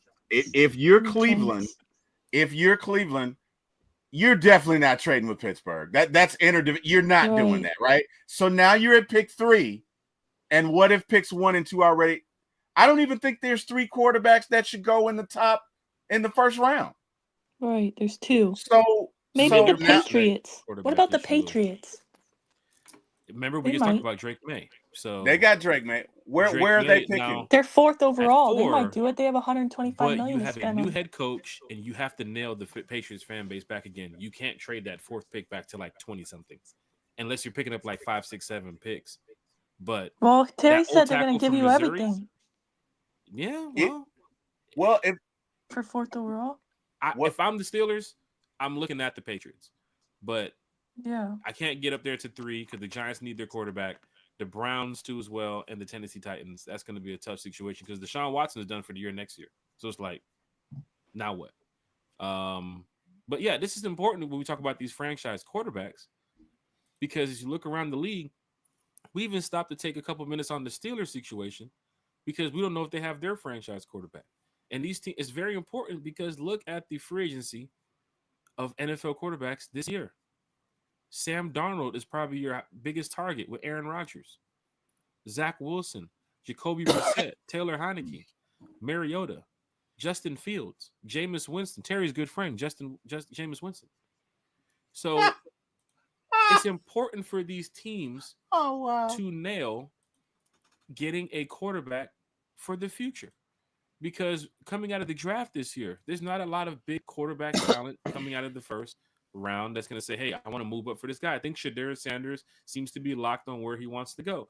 I think Cam Ward kind of knows where he's going to go. Maybe Jackson Dart too as well. And sure, some would say, "Hey, Jack, they will probably find a guy in the second, third, fourth rounder." Yeah, most of these teams will. Some of them will have long careers in the NFL too as well. But it's about nailing your franchise pick. When the Falcons got Matt Ryan, they nailed it from the first pass to the last pass. Yep, They they nailed it. did. I will continue to They say that did. about Matt Ryan. And for all those years of success with Matt Ryan, we saw that. Before Matt Ryan, remember Michael Vick too as well. But we wanted him here forever. So don't look at the Falcons and say they don't ever want their franchise quarterback whenever they go get a guy. If Ritter was winning, Ritter will still be here. It's that simple. I Even love from Michael Penix drafting him where I love Desmond Ritter. Even from Michael Uncle Steve. I love Desmond Ritter. Even for Michael Penix, you took him first round at 8. You've seen the talent. You've seen the arm strength. You've seen what he's done in college. You've seen what he could do right now in the NFL with this Falcons team. You can't sit there and tell me that the Falcons don't have Michael Penix in their mind as the franchise guy. They want him here in 2026. They want him here in 2027, 2028, and beyond. And some of these NFL teams that we're talking about, they want the same thing for Josh Allen in Buffalo. And they're winning. The same thing for Lamar Jackson in Baltimore. And they're winning. The Jets have that problem with the quarterback. They're losing. The Patriots, they're losing. The Bengals, even with Joe Burrow, gave them hope at the end of the season. Their franchise guy. You think they want to let Joe Burrow go right now? Absolutely not. You think Absolutely cigar not. smoking Joe is getting ready to leave Cincinnati tomorrow? You think he's the hottest quarterback to hit the market tomorrow? Joe Burrow is going to have a statue in Cincinnati probably. Because they've been looking for another franchise quarterback since who was the Bengals quarterback years ago? Their franchise guy. Didn't they draft Andy Dalton? Andy Dalton, Andy Dalton. Before Andy Dalton, who was the guy back in the early 2000s? They had another guy that was there for years. Boomer, not Boomer. Carson Palmer. Carson Palmer, yeah. They want these and before him, it was Boomer Esiason. These teams want franchise quarterbacks. Look at the Cleveland Browns. Deshaun, they gave up $555 billion for Deshaun. And a couple massage parlors, and he's injured, and he's done for. And some towels. They gave him bigger towels. And some towels. I wake up every morning thankful that we did not get that guy. Amen. Amen, Carrie. Look, yes. Let's get the celebrity in here, because Big Low. Look here, I don't care how much it costs. Y'all need to figure out what y'all gonna do.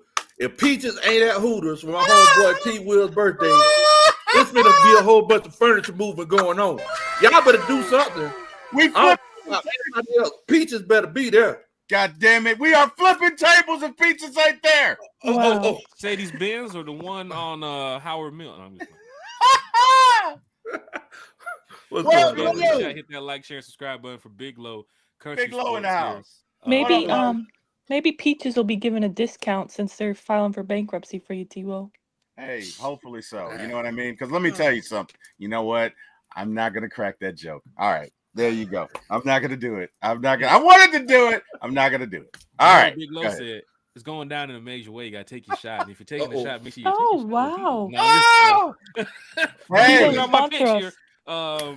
Big Low Country, how you doing, man? How's everything going? Glad that you can join us here on One Time for the Fan for the lunch with One Time for the Fan special. From the fan for the fan. You're a diehard Atlanta Falcons fan, so it's great to have you here on the show talking Falcons with us. Your thoughts, Country? We're talking about franchise quarterbacks, how important it is. We talked a little bit about Michael Penix, Kyle Pitts. The platform is yours for the next couple of minutes here, man. Just tell us about yourself and just what you think about this show so far. First of all, bro, every time I watch y'all, man, it's like I just enjoy what's going on. So thank y'all so much for all this great content. Thank y'all so much, man. I mean, everybody out there that don't know me, my name is Big Low Country. I'm just an old country boy, former football coach that love to sit around and talk about sports. But you talk about these franchise quarterbacks, man. I mean, are we talking about franchise quarterbacks that help you win? Or do you have to have a franchise quarterback? Like in what way are we looking at it? Because I heard the indecisiveness in Carrie's voice whenever you mentioned Miami Dolphins. Carrie was like, The reason being is because injury history, and they paid him like he's a franchise quarterback. But respectfully, I don't think he is there. He's not winning them a championship there. Okay, that's what. Yeah. Yeah, in I my agree with opinion. Brandon. I'm looking. Didn't Cheetah just get off the island? Didn't Cheetah say trade me or something like that?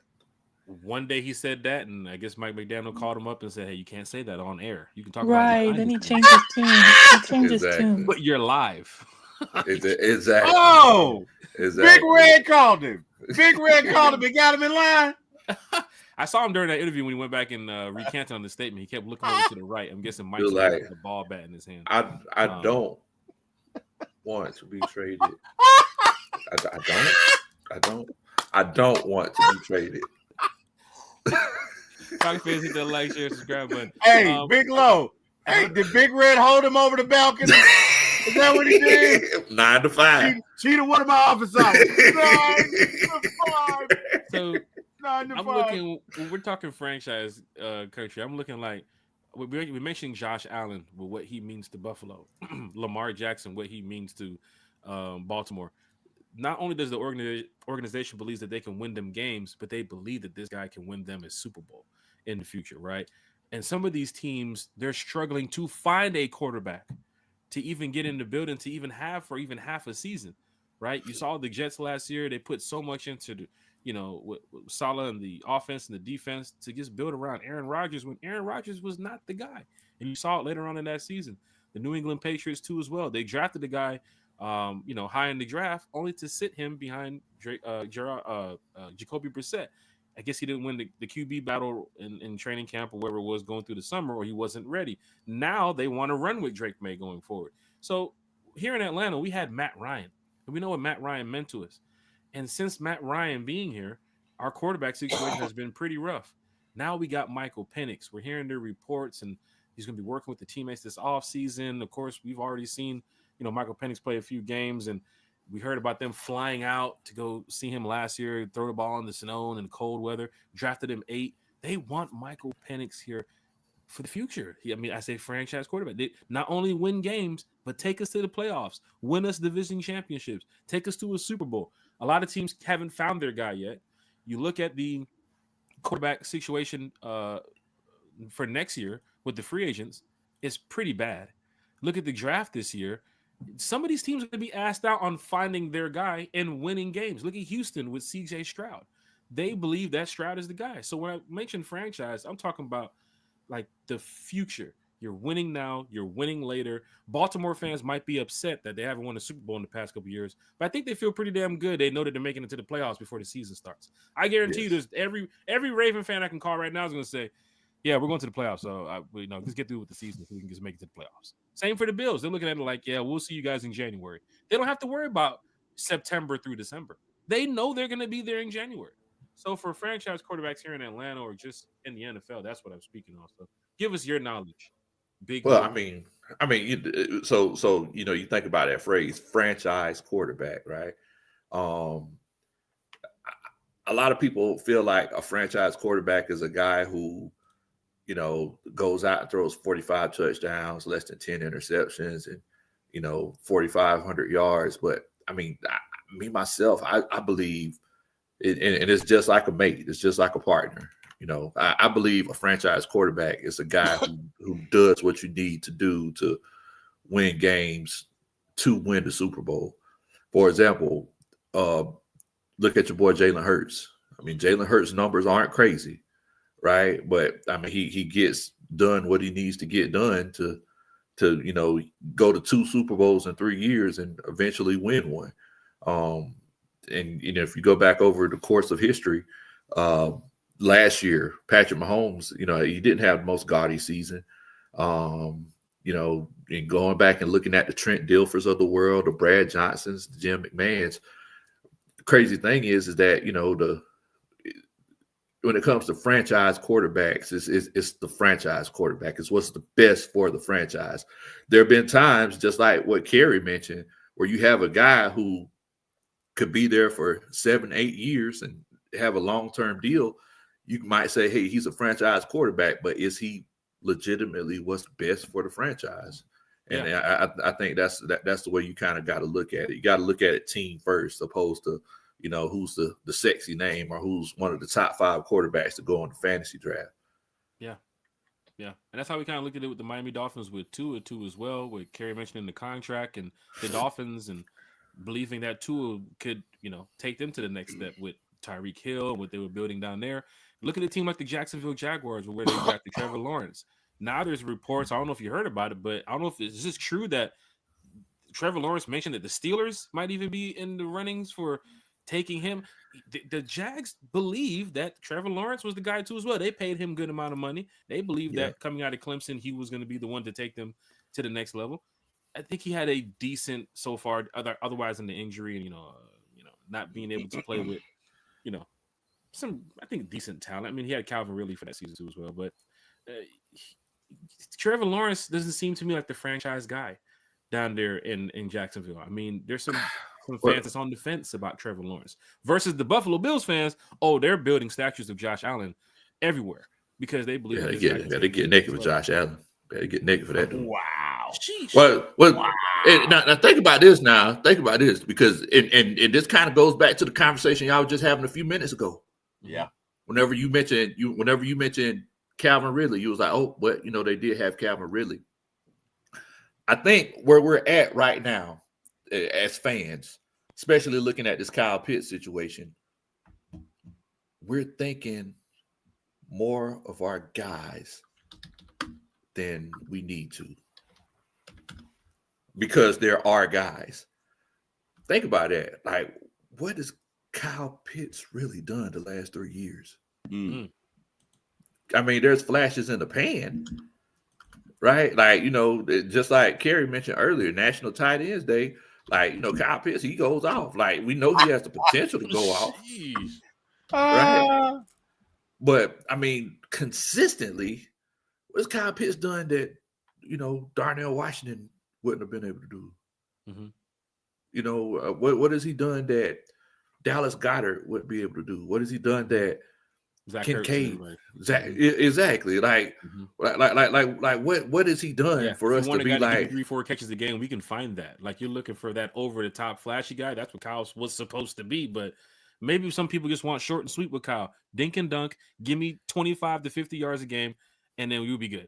But some fans are like, nah, man, you got to give us 200-300 yards for Kyle Pitts every single game. So look here, if you're driving that Corvette, if you're driving that Corvette. You want to get out of second gear? Why we just shifting from first to second and shutting it back down? Let that man run. Like let him go. Jeez.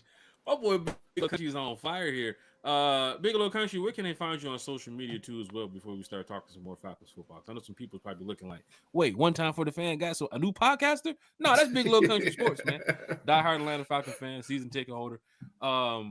Great podcaster too as well. Country, where can we find you on social media? Yeah, we have Big Low Country, Sports on YouTube, at Big Low Country, Twitter and Instagram. Hey, it's going down in a major way.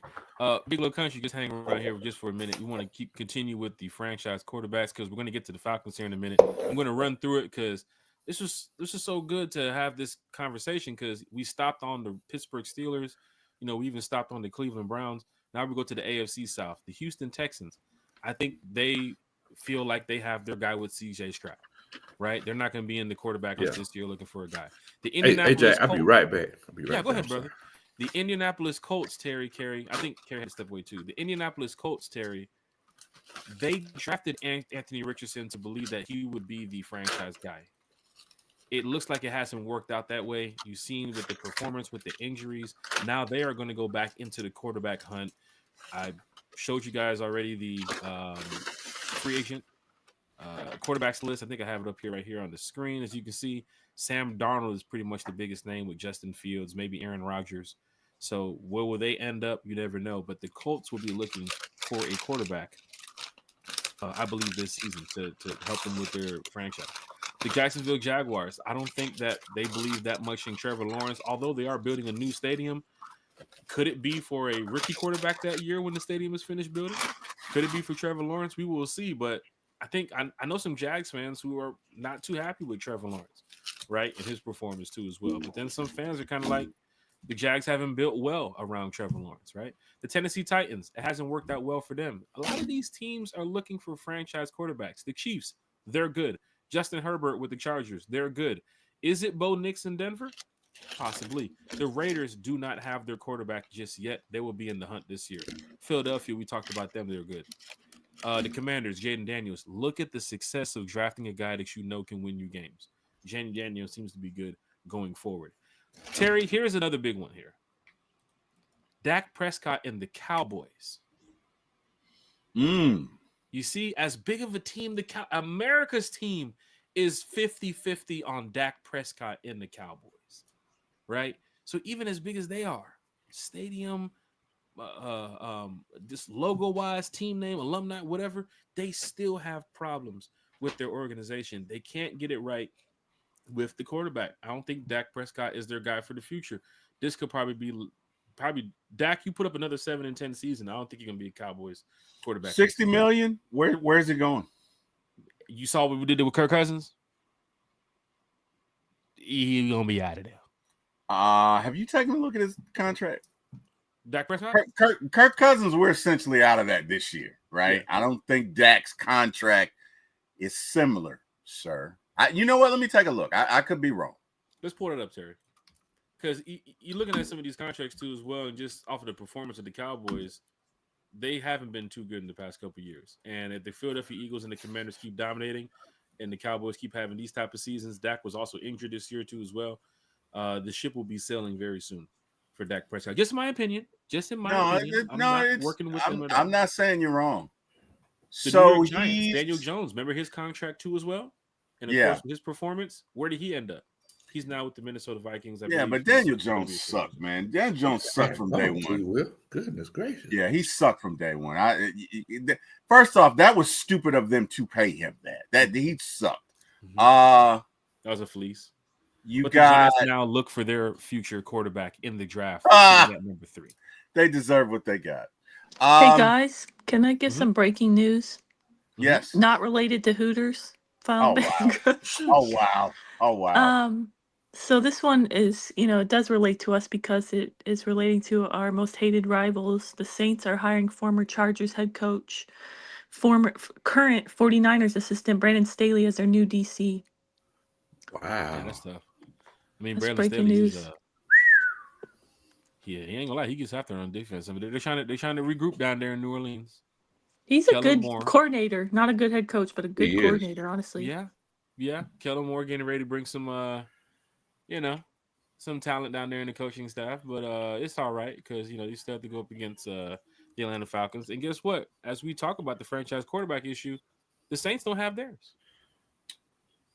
I love that for them. They don't have their guy in the fall. I don't think it's Rattler, and I'm sure it's not going to be Carr, but they don't have their guy. It's something to look at going forward because they have a new head coach. And does their new head coach attack the draft or free agency? Would they go get Sam Darnold? Would they go get a Daniel Jones or a Justin Fields? Because I don't think it's going to be Derek Carr. I think Carr had put out a statement earlier this year about getting paid the full amount. He's not taking no breaks, no cuts. He shouldn't. He should get paid. Pay that man. I think the Saints should pay him that about man. $300 million. Rob them. Pay the man. Pay the man his money. Take every penny from them, please. Pay the man his money. Sheesh. Going over franchise quarterbacks still before we finish up here. We got 2 more topics. The Detroit Lions, Goff. It seems like Goff will probably be finishing his career in Detroit with the way he's been playing. Is he their guy? Hold on. Hold on. Goff has not lived up to the Lions' expectations. Was great last year, but his performance in that playoffs was donkey hooters, and y'all know it. So do you think they pull a? I mean, they're picking pretty high in the draft. That would be so random for them. No, I don't. In the first round. I don't think that they pick a quarterback. But the question is he the guy? Do you guys think they can get there with Goff? Because he looked bad. I think so too. Very bad. I think so. He just has to be sensible. They got a full team. They got a good head coach and a full team around him. He just has to not play like he did. Yeah, that's the definition. Hey, Carrie, some guys can get you to the dance, but they can't deliver. See, he had that success in LA too and did the same thing. Choke, right? Like we've seen this before. Made it to the Super Bowl. Oh, shit. Choked. We're not talking about Matt Ryan. I'm- Just not to get anybody confused. Hey, we're talking about Jared Goff, okay? Matt Ryan is the greatest Falcon ever. Don't get it twisted. I think Lions fans are sold on Goff right now. I think that's the definition of a franchise quarterback myself. Yeah. Is the franchise well, okay. Can he deliver? Can he get it done for them though? It's yet to be determined, but I think Lions they fans still are have time. expecting playoffs next year, and I think they know that division they can get there. Okay. Was this a question? Who did they lose to in the playoffs? They lost to the Eagles, or who did they lose to? I don't even think they were one. Yeah, they lost to the Commanders. Yeah, they lost to the Commanders. Yeah. They lost to a team who just drafted their quarterback to be the what? Franchise quarterback. And took them to where? The NFC Championship game. Had those Commander fans doing what? And what did they say? 20 years? It's been 30 years. Should have saw them on them damn videos. It's been so the Commanders. This moment, Jaden Daniels. I want that moment for Michael Penix. It's been 5, 6, 7, 8 years for me too. I need that moment. I hope we don't get to the 20, 30 years. Let me tell you something right now. I ain't finna be doing this podcast 10, 20 years and we make the playoff. I'm telling you right, I'm shutting this shit down. You ain't finna shut it down, Jack. Shutting it down. You ain't finna shut it down. We're gonna start a damn food review channel. Yeah. Minnesota Vikings. Do they one time for the fan is for the fan, sir. It's not for you, Jack. It's for the fan. From the fan for the fan. Vikings, Kerry, Terry, Country. They're in a situation where they don't know if they have their quarterback going forward. Am I right? I mean, you are right. Last year, but Sam you Darnold are right. is also going to hit the market. You are right. You're also looking at the Green Bay Packers. Jordan Love seems to be their future. Yeah. Am I wrong there? You ain't wrong. Caleb Williams, Chicago Bears. They have their guy. Now let's move down to the West before we get to the South. Do they really? What, Caleb Williams? Yeah. Do they really have their guy? Oh, here it goes. Now let's talk now. Do they really? Country, I'm on the fence too because you did draft him where you drafted him last year. Yeah. You didn't get the success that you wanted with him, but now you got this cap space. You got a couple players in the building that they're trusting that can go ahead and get the job done. They're making some changes, some roster moves. They even called on Drew Dalman. Apparently, they're calling on Drew Dalman. So does he have the respect of his teammates? And I don't know that he does. That is there just yet. The organization, I don't know just yet. But you did draft him high to either A, go win you some games, or B, be here for a long time. But Jack, that's a problem. Yeah. Because as a leader of the team, it's not necessarily about winning that first year, but you should have the respect. Okay. And what I'm saying is there were issues last year in that locker room. Yes. With Caleb Williams. That is a problem. I don't care how talented you are on the field. Yeah. But if you don't have the respect of your teammates, to Lowe's point, are you a franchise quarterback? Because the first thing you got to be is a leader of men. That's true. Yeah, I'm going to go ahead and I agree with you, Terry. Maybe the Bears, for right now, they seem like they think they have their guy. It's not a secured lock like Lamar Jackson and Josh Allen. I'll say that. Gotcha. So the I can Bears have agree to with look at that. their situation and say, he comes out with another shaky start. It's kind of like, we'll get rid of this guy soon. I'm going to go to the NFC West before I get to the South because we'll end with the Falcons. The 49ers and Brock Purdy. Country, your thoughts on that? Is he there long-term, you think, or is the ship sailing when people are realizing, I don't think Brock's not that. I don't think he's that good like people thought he was. I think they thought initially he was there long-term, but I feel like that whole organization is this close to going out in flames. I'm telling you, I agree with you. I'm telling you, one more losing season, they might even move to a different city. Like it's getting bad. I don't know about that, Jack, but that go. fans will be all over me. What you talking about, cuz? No. It's tough out there with the quarterback situation, of course, with the Kyle Shanahan situation. 49er fans, they're really fed up. You talking about making it to the playoffs and losing like right there at the last minute. Terry, you mentioned that about teams that were winning and you get to the playoffs and then shoot right down the drain. Remember what they did to the Chiefs a couple years ago in the Super Bowl? They was up 17-0. 17. Lost the game. Made it to the playoffs a couple years after that or a year after that. Kyle Shanahan, ladies and gentlemen. Well, could I ask y'all a question? Yeah. Now, I know if we're fifth, we'd all be drunk. But off what? Tito's. But if it doesn't work with Raheem, let's say we fall flat again and it doesn't work with the 49ers, are y'all opposed to Kyle Shanahan? Don't say it. Doing what? Washing Coming my car? back here as a head coach. Oh my gosh. Oh my gosh. You might as well call Dan Quinn too. Get everybody over here. Get Mike LaFleur in here too as well. Get everybody over here. I know Kyle. I know Kyle has a propensity for winning, but Kyle can't get out of his own damn way. I honestly don't know. Right? One thing I know about Kyle. It's a no. Kyle's offenses run meticulously. Kyle is a meticulous coach with attention to detail. Matt Ryan had the best season of his career. But I also know that Kyle is a bit of an asshole. And that grades on you, right? And Kyle has a big ass ego, right? Those are the best coaches. Yes. See, I don't know, because here's the thing. If Kyle would have just shut the hell up and took 3 knees, literally, and 26 and kicked the damn field goal, we win a Super Bowl. But no, you couldn't do that because we didn't do that the entire year. I know that Alex Mack was hurt. I know that Schrader was hurt, and we couldn't run the ball because the right side of the offensive line was like toilet tissue. But God damn it, we were going to try and do it anyway.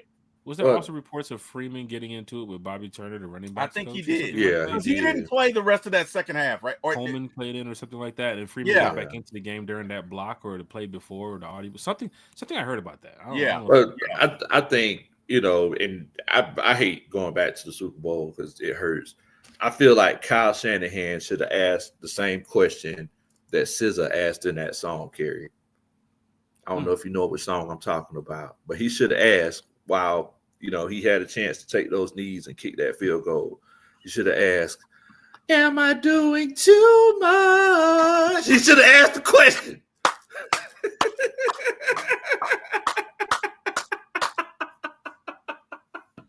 Bang! Oh shit! That was a good one. I know you set that one up too as well. And I like the bang bang. You get extra points for the bang bang. Was that Page? Was that DDP? Who was that? Was that bang bang? That was Cactus Jack. Cactus Jack. Yeah, Cactus Jack. Yeah, bang bang. Yeah. Lo, how do you feel about Kyle coming back if it doesn't work out? Man, I ain't gonna lie to you. I'm cool with it myself. Coach done win a Super Bowl, bro. Wait, as your OC or your head coach? No, as a head coach. As my head coach. If it doesn't work out with Raheem. No, I'm okay with that. I mean, I'm good on that. No, I'm good. I think people want to know where that.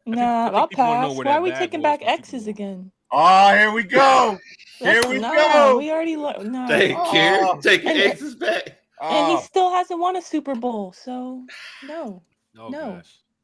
For right now, I'm just gonna agree with Kerry on this one. I just want to know where that book bag is from Super Bowl, man. I just want to know where the book bag went. That's all I want to know. Once we give me an answer to where that book bag went, I would take Mike Tomlin over him any day. I just know that after that Super Bowl, like no message to the Falcons, no message to the fan. Man jumped on that plane and went straight to San Fran. Left Houston and went straight to San Fran. Dipped out. Literally left the car in the parking lot too. I think the car's still sitting there outside of NRG Stadium. But Kyle's an asshole, man. That's what he does. But the question is, right? Do you think if worst case scenario, right? If Raheem falls on his ass, he's donkey hooters, and he's got to go. Kyle, San Francisco has another year. Those folks are fed up. If Kyle Shanahan is out there, Kyle, my offenses routinely score 30 points, and my offense is better than your defense routinely. I ain't gonna lie though. You're not. With Michael Penix would be nasty though. That'd be crazy. I'm saying, like, that shit would be nasty though, because he would have the quarterback that he really wants. He ain't got to worry about no Brock Purdy. Can't do this, can't do that. I mean, you have a guy that's like, look, this is the playbook, bro. I'll see you in 2 weeks. Like literally, and you already know what's gonna happen. You talking about I'm finna get in the game and score. Hell, Country might even score. I Falcon mean, fans hit that like, first, hit you that know, shit. I would, and then you, what you know. Shit. Oh, What? So we're gonna finish up here on the Country franchise say, quarterback. hey, Country say he's the lead singer, Jack. Okay, let's Hey. get this hierarchy right. Okay, Country is the lead singer. Damn it! Nah, I see why Uncle Steve kicked him out of the group. Man, Oh, oh, wow, what? wow! I heard Uncle Steve went solo. That's what Wow. See that? See, I heard you Uncle Steve touching, went solo. Unnecessary you touching nerves now. roughness on Jack. Hey, I heard Uncle Steve going solo, man. It's like 15-yard penalty. like Pusha That's T and not how Dallas we over treat here, a man. guest I don't of the know. show, sir. 15-yard penalty What? on Jack Spade for his Wow. ruthless attack on Big Low. 15-yard There you penalty. go. Quarterback, That's a whistle. Terry. Whistle. Cardinals, did they have their guy? Is it Kyler Murray? No. Shit, I don't know, man. No. I don't know. Carrie, do the Cardinals have their guy? Cardinals, Kyler Murray? No. Well, All right. they Fair did enough. He's not have doing it. the No, I'm Seahawks. sorry. No, he's Uncle not Uncle doing Steve said we anything. passing edibles around on Caleb Williams. Oh, wow. Said talent. What he said, Travis dude from a while. Well, Oh, wow. Oh, wow. You guys skipped me. Oh, wow. Oh, Oh, wow. He said Seahawks. stop serving moonshine. Country, Oh, Terry, wow. Carey, Seahawks, Geno Smith. Is he right for the job right there in Seattle? What you think, Kerry? Sorry, what'd you say? Geno Smith, Seahawks. I'm sorry. The edibles kicking in. Sorry. Oh, wow. Wow. I hope the bosses are listening. I'm sorry. Okay. Bang, bang, Kerry. Bang, bang. Yeah. Bang, bang. Carey. It's a Carey's delayed like, yeah, I'm reaction. you talking about it for real. I'm on them edible for real now. You talking about? Seattle Seahawks, Carey, Terry, Country, Geno Smith. After Russell Wilson, it seemed like they found their guy. Yes, no? He feels temporary to me. He feels like I don't take Geno seriously. I mean, Wow. I know. He feels that's on brand for like he's the Jeez. kind of quarterback that maybe can get you through a season or two, but I just don't see them going anywhere with him. You know, and I'm sorry, guys. He is a perpetual backup to me. Right? But you wrote him off. He ain't right back though. He didn't. But let me tell you something. Let me tell you when something. he tacked us, but them damn touchdowns. He is JT from the 5 Heartbeats, okay? Never number one. He's JT from the 5 Heartbeats. Country, Geno He Smith, can get Seattle. the women, but he's never, ever a lead singer. I'm just saying. It's just me. Nah, I'm gonna say nah. I'm gonna say he's not a. Yeah, Big he's Low, seen, let's go shoot too as well. We know about the Rams with Matthew Stafford. He's unsure about his future, so it's looking like the Rams might be looking for their franchise guy. So we'll go ahead and skip over the Rams. I mean, Matthew Stafford, he's coming to the end of his career. Now let's go to the division where it counts, where it matters. Here the we Buccaneers and Baker Mayfield. Yes. Yeah, they got their guy. Yeah, That's their guy. So it's looking like the Tampa Bay Buccaneers put Baker Mayfield on the board. We got to beat Baker Mayfield. It looks as if with Andy Dalton signing the 2-year deal with the Panthers, they're trying to keep their quarterback room over there. Bryce Young and the Panthers. Country, Terry, Carey. I'm gonna say yeah. I mean, he did look. It's some guys. It takes him a while to figure it out, but he looked good against us. I was about to say, you know what? I saw what he did against us. Unfortunately, I'm gonna say no. You don't No. think so? Really? He's out on the limb. If Bryce Young shows who Bryce Young really is, like we already saw, then he's gone, right, Country? That's what you're looking at. I mean, look. Everybody's their last memory of Bryce Young is throwing touchdown, Steph Curry and us. That was Jimmy Lake's defense, y'all. Oh, that was terrible. Y'all He remember really that now? Steph curried us. He really did. He stepped us. There's reports that Jimmy Lake was calling the defense from the house because he knew he was getting ready to get. And he bought some edibles from Uncle Steve. Oh, so wow. just imagine what. Oh, wow. But it wasn't just against us. He had like a great 4-week span, right? Shit. But look at those defenses, Terry. Look at those defenses he played against. Okay. He had the Raiders, I think, at one time. At the end of the season, he did go to the overtime with the Bucks, and Hubbard fumbled, which I know fans were watching that game like, "Yo, the Panthers and the Bucks are in overtime." So that's kind of disappointing too as well. And look, Aaron Schatz from ESPN just reports one bold Falcons move. Breaking news: why it's time for Atlanta to move on from Kyle Pitts. So I'll pull up Oh that report gosh, here here we go shortly. again. Holy shit, we are on one today. I might have to break out the Tito's. I'm about to Wow. break it out. Tito's. Tito's Wow. been broken. It's been About to broken. break You're it listening out. to the podcast. Falcon fans, hit that like, share, and subscribe button. We went to the Panthers. We went to the Bucks. The New Orleans Saints. Kerry, Terry, Country. What is happening down there in New Orleans? Are they going to pay Derek Carr $500 million? He says no pay cuts. Yes, they are. I'm speaking into So existence. They are. it looks as if with them trying to draft a Desmond Ritter last year, look like too. Do it. Spider-Man meme. Kerry crazy. It didn't I work love out with Desmond Rattler, Ritter. and of course the other backup quarterback they tried to play this year, that didn't work out. Derek Carr goes down early in the season. It's possible that maybe Carr might be there another year, but the Saints with a new head coach, Will Kellen Moore going there and say, yeah, Derek Carr's the guy that's going to lead me the way. Maybe they try to get, active in the draft of getting a guy trying to move up. There were reports last year of them trying to move up to get Penix. Remember, they'll try to trade up and so forth. So maybe they are in the running to get their future franchise guy. But let's go to the biggest. What's up, Kerry? I have a question for you. For in related to the Saints or Aints.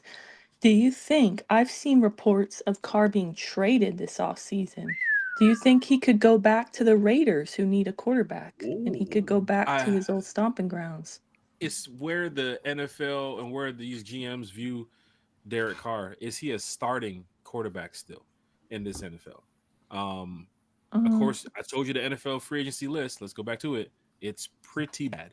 It is. So There's a dearth some of team talent. will look at Derek Carr and say, we can take a shot for a year because Archie Manning's coming out the year after, or XYZ is coming out the year after. So there's teams that's like, we can take a shot on a couple guys. Or will the Saints take a shot for a year? Because who's their coach? The guy from Detroit, it's Bobby Kellen Moore. And Kellen remember, Moore when you get a new head coach, you kind of want to bring in a new quarterback with a new head coach. But if there's no quarterbacks out there, right?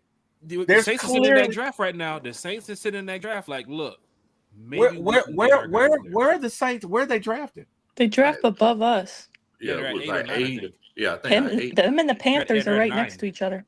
I don't think there's a quarterback. The two talented ones in that draft, they ain't gonna make it to them. They're not gonna make it to them. 36, and Mike Green has been under reports too as well. I've been looking at some of their draft stocks and draft. You guys don't think they're gonna try to make see what Rattler the whole season? I don't think not. Rattler sucks. He looks. I know, so I bad. agree, but Rattler is remember the I ass. don't think they're gonna be able to draft a quarterback. So Rattler is ass and Cheetos. The biggest question at 9, their whole quarterback room is ass. So if Cam Ward slides to 9 and doesn't get selected by the Saints, I'll be surprised. He ain't gonna make it to 9, Jack. Come on, Cam Ward he ain't making it to 9. Cam is not making it to 9, Jack. He's not. Which with Chase Young looking at their drafting on NFL Network, Chase Young is apparently going to be probably hitting the free agency, and Cam is turning 36. He's coming to the end of his career, which means that Mike Green or the young man from Penn State could end up in New Orleans.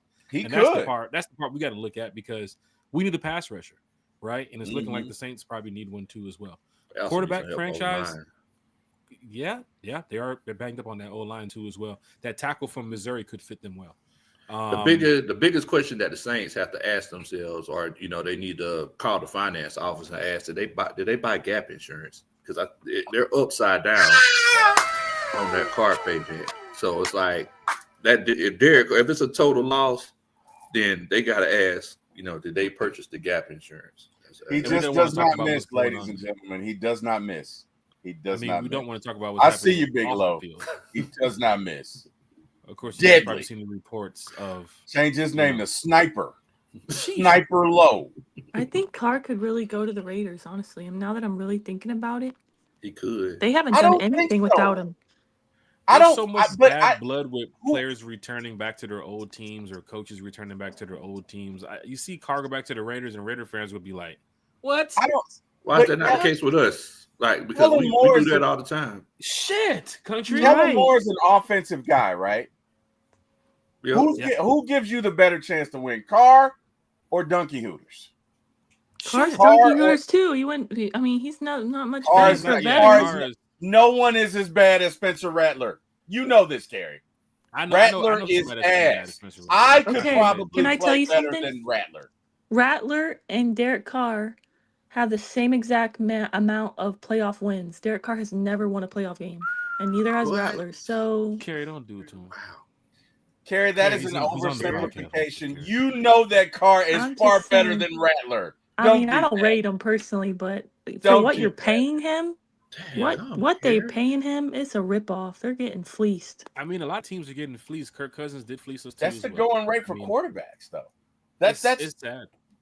It's going right for quarterbacks, right? Quarterbacks and eggs. Terry, these quarterbacks know they're not going to win games. You're going to give me the check, right? If I'm not winning games, you're going to cut me the bag. So I'm not going to take no $10 million deal. I'm taking $100 million or more. Right. Well, look at the going rate for a good quarterback. Dak got $60 million a year. Mm-hmm. That's a decent quarterback. Mm-hmm. So if $60 million a year is decent, then to get what? Top 20 or 21? You looking at 20 million? Mm-hmm. I'm just saying, I would bet money with any of you right now that Derek Carr is not going to be in New Orleans next season. I might. They saved $30 million by cutting him or trading him. So yeah, they are way over the cap. They're worse. This one, I'm sitting on the yacht. I got invited last time. I didn't make the ship, but I'm on the yacht this time. So, well, if they trade him, that's good for us because they're going to suck perpetually. Right. They are. Yeah, they're 47.1 million over the cap, and if they designate him as a post June 1 cut, it could save up to 30 million. So I hope that they do keep him, because nothing to me, like as a defensive guy, nothing's more scarier than a new coach who picked his own quarterback, a new offensive coach that picked his own quarterback. Mm-hmm. So I hope they keep him, in all honesty. Right. Well, we go over all these NFL teams with their quarterback situation. Then we look at the Atlanta Falcons. Country, we'll start with you. We talked about these teams: Dallas, Houston, Cincinnati, Cleveland. A lot of teams are looking for quarterbacks to help their organization get better and get over the hump of just losing and trying to be successful. Then you have teams like the Atlanta Falcons where, I mean, they had Kirk Cousins last year. You heard Raheem Morris mention it. He's here because of bad quarterback play, what we had in the past. Brought in Kirk. Penix is now going to be starting going forward next year. Do the Falcons have their franchise quarterback with Michael Penix? I mean, we can't say that we do. We're in the weirdest situation in the NFL right now, because we seen Michael Penix for 3 games and it looked good, but it was at the end of the season whenever everything started kind of winding down. We can't legitimately say that we have our franchise quarterback yet. Shouts out to Uncle Steve in there, man. Uncle Steve, he doesn't miss. Ain't nobody come to see you, Uncle Steve. Oh, wow. Oh, wow. I hope they take Kenny Pickett. Small hands, Kenny Pickett. I hope so. Oh, my God. That's my boy, man. God. Big Low said, you ain't got it. T. Will, your thoughts, Michael Penix, franchise guy? Or Hell yes, he's our franchise guy. I'm going to go ahead and name it. It's a family show, T. Will. It's a family show. You can't be getting naked, man. Come on. All right, nobody want to see your titty nipples on here. This ain't Hooters, T. Will. You getting naked. We want to see the man play 3 games, T. Will.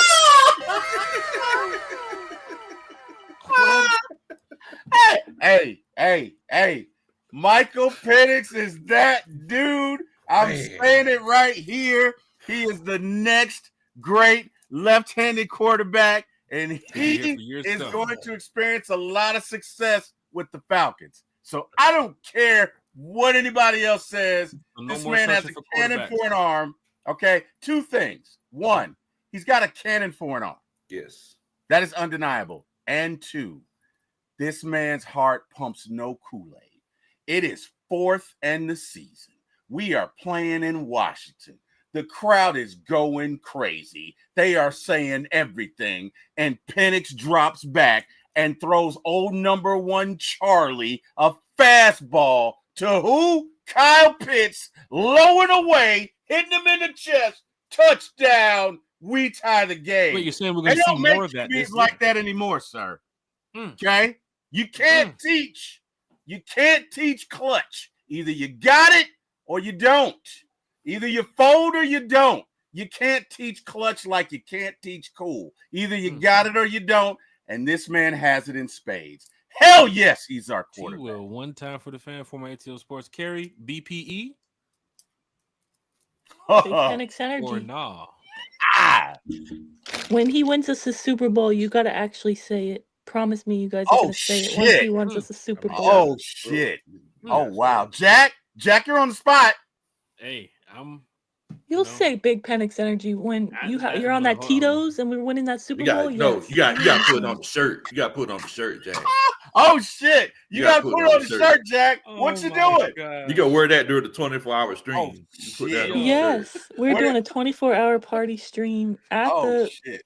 Hey, yeah, it's gonna be. Hey, if Penix wins us a Super Bowl, damn it, I'm with you.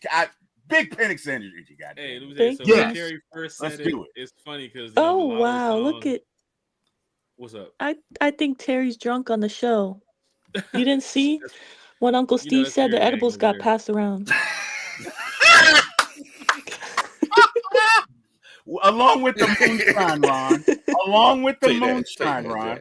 Hey, I'll say this for Michael Penix. When you said BPE last year, Kerry, was funny. Like Lotto had the success of the song, and you mentioning it. I told you, I said I can't say it. I just can't say it.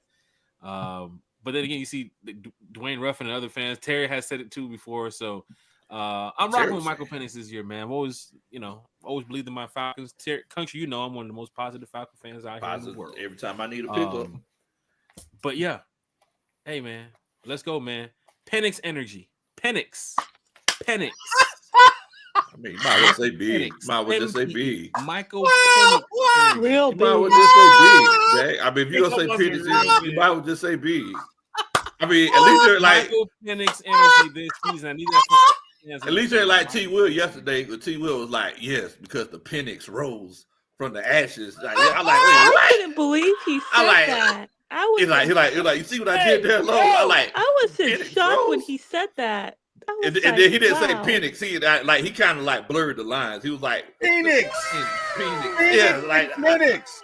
Okay, I blurred the lines, T. Will. That's Phoenix and Penix. Oh, come on, man. Phoenix rises from the ashes. Penix rising. You just taking out the O and the H. It's the play on words. Come on, it was prose. It was prose. You guys know poetry. Come on. Archangel, I need you to say Big Penix energy as well. When I see you, gotta be saying that. Look, all you gotta do is give Jabril. I will be showing dance moves. That's right. Just give Jabril a fruity drink. He'll say it all day long.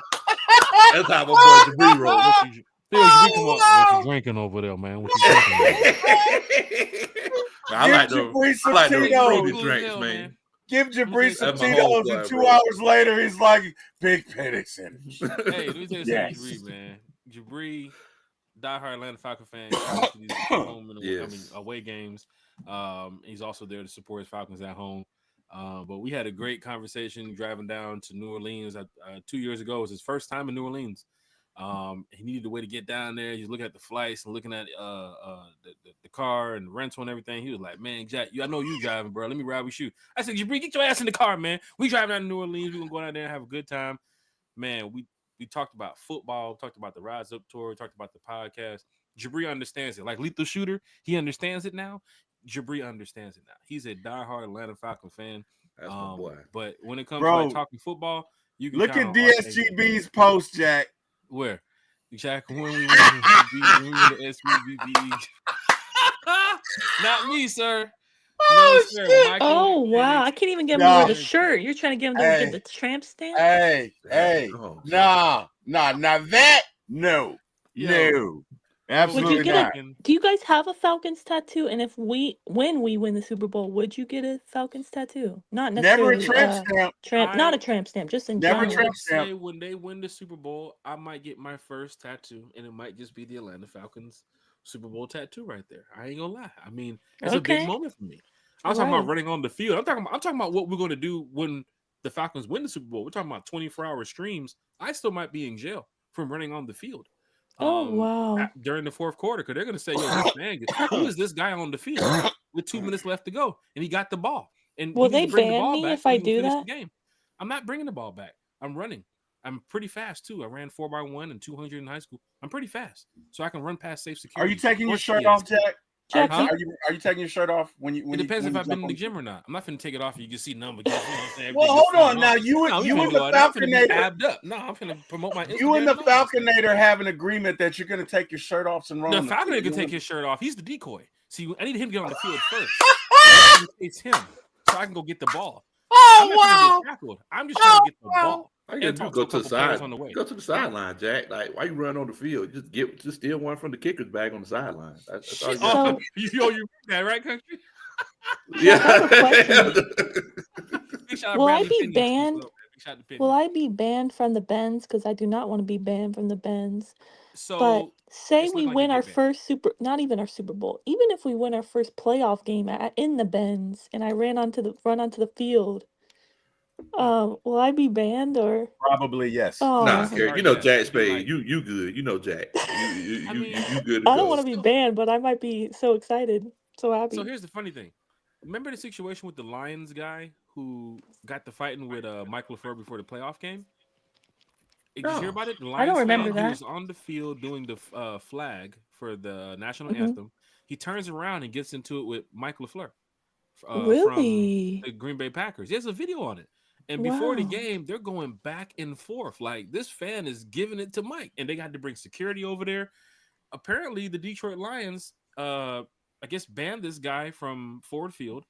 And they took away his season tickets. And he was on the news Wow. trying to get his season tickets back. And he was like, hey, I'm just trying to get the fans, riled up. And I guess Mike LaFleur was, cursing at him and he's cursing at Mike. But that's what happened from that moment. Just imagine running on the field at the Super Bowl, right? Like, they're going to be like, hey, you will never see an NFL game. You'll be watching games from the house. We might even cancel NFL Network on your TV looking at this era of NFL. But for me, that's a big moment. I probably wouldn't run on the field. I mean, we're just joking about it because I don't want nobody looking at it from the NFL like, yeah, that guy's getting ready to make a move. I'm just a diehard fan. I want to see this team win. I will be there. When the Falcons go back to the Super Bowl again. Yes. I was there in 2016. That was a big moment. Like, I just want to see this team win. What happens after it, I'm all for it. I got the bail money. I'm good. I ain't worried about nothing. So if I have to, climb on a couple cop cars and start a couple fires, no, I'm just playing. I ain't going off Philadelphia Eagle on y'all. Grand Theft Auto. Okay. Yeah, ain't no GTA going on. But I'm a passionate fan about my team. I love this team. And when we win, we're definitely doing a 24-hour stream. Not no BPE tattoo. Ain't doing all that. But it's going down in a major way. I can tell you that right now. Ain't that right, Country? That's right. Sheesh. Going down. That was the moonshine right there. It's how I had to take it in. That was the moonshine. That was whenever whenever the camera goes off is when the edibles come out too as well. Oh, okay. The like, share, subscribe button. I got you. A couple more things I want to talk about. Terry, we've missed some shows this year, so it feels good to talk Falcons with everybody. People are jumping in, talking about the team, talking about Kyle Pitts and what we got going on. Let's get to another subject here that's very important. Tag your Falcon friends and tell your Falcons family. Because there was a fan who did some not so fan-like behavior. Recently. And I'm sure you've all probably seen the report. One time for the fan is from the fan for the fan. Fannie Willis got on that ass earlier this week. And if y'all don't know who Fannie Willis is, y'all might want to go ahead and Google her. Ass thugger. But Fannie Willis was at her office and what is this? Opened up her paperwork. Oh, I've seen her at the Falcon games before. Falcon fans, we gotta talk about this. Cause people hitting me up like, yo, ain't that? Yeah, it is. Oh my God. The bird lady. Why you do that? Okay. Look, all right. Bird lady. Go ahead. Look, one time for the fan, from the fan, for the fan. Go ahead. Go. Michael Rothstein. Big shout to Michael Rothstein. Always love talking with Michael at Falcons training camp. He doesn't cover the Falcons no more. I think he's more MMA and baseball and stuff. But this right here really got me, man.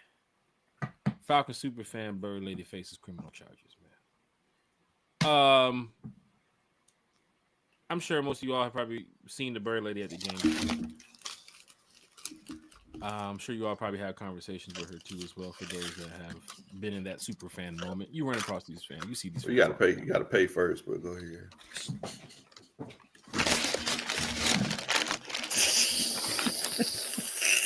Shit! He doesn't miss. He doesn't miss, ladies and gentlemen. He does not miss. How That's did right. you know Sniper that? low. How did you Sniper know you gotta low. pay before you speak? He doesn't miss. I'm not here to bash because we don't. I'm not bashing the team. I'm not bashing the logo. I'm not bashing the players. I'm not bashing the organization. But the fans, we can get on. I'm just saying. I'm just playing. Smoke is free. Shit. This is when it hits the national media, right? When it hits like people from other fan bases hearing about it, it really puts a bad look on the Falcons. So I just want to put it out there for one time for the fans, of course, everybody watching, that not all Falcon fans are like this, right? Is it whatever she was going through? She dealt with that, her lawyers and of course the court and the people that she had that problem with. That's what's going on. But there are people I'm seeing on social media that's like, yeah, Falcon fan, they's out there scamming and scheming. It's Atlanta. No, it ain't. We out here being fans. Somebody decided to take this stuff to the next level. Allegedly. Make sure.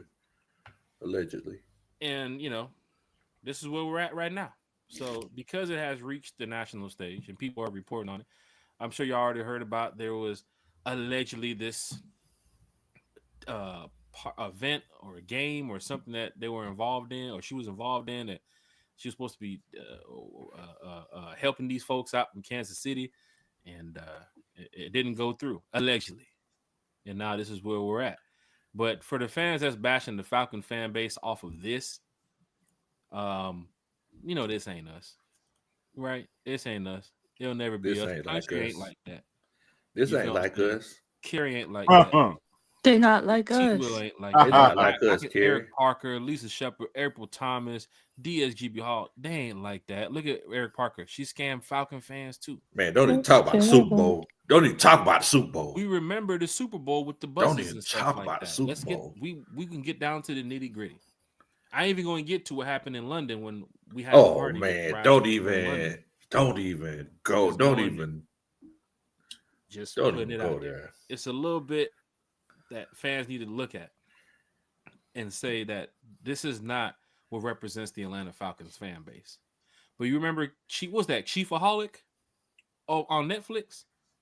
The one with the Chiefs guy who was, guess he was robbing banks or stores. Oh or something, yeah. before going I to still the ain't game or seen after that the game. yet. Somebody told me to watch it. I ain't seen it yet. Every fan base has somebody like this, right? But don't let one fan ruin the entire fan base, right? And of course, y'all know from being on the road and all this stuff, y'all probably have seen everybody and seen her too as well. I just want to let y'all know that one fan does not ruin this entire fan base. Smooth Season in the chat saw an article where she got arrested last season at the game. You guys saw the videos and the pictures. This ain't nothing new.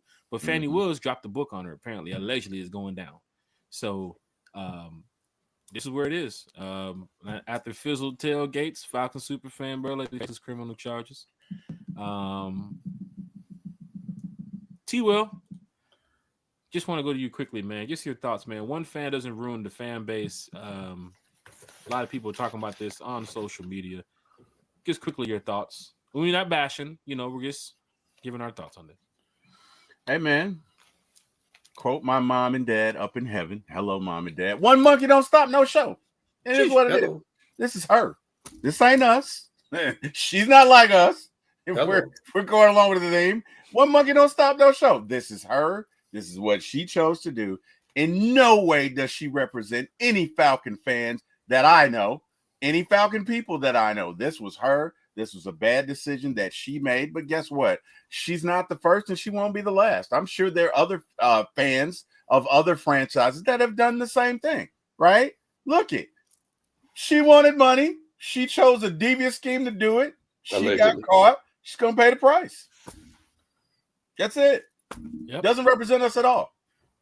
Falcon fans, hit that like, share, and subscribe button. Country, any quick thoughts on this?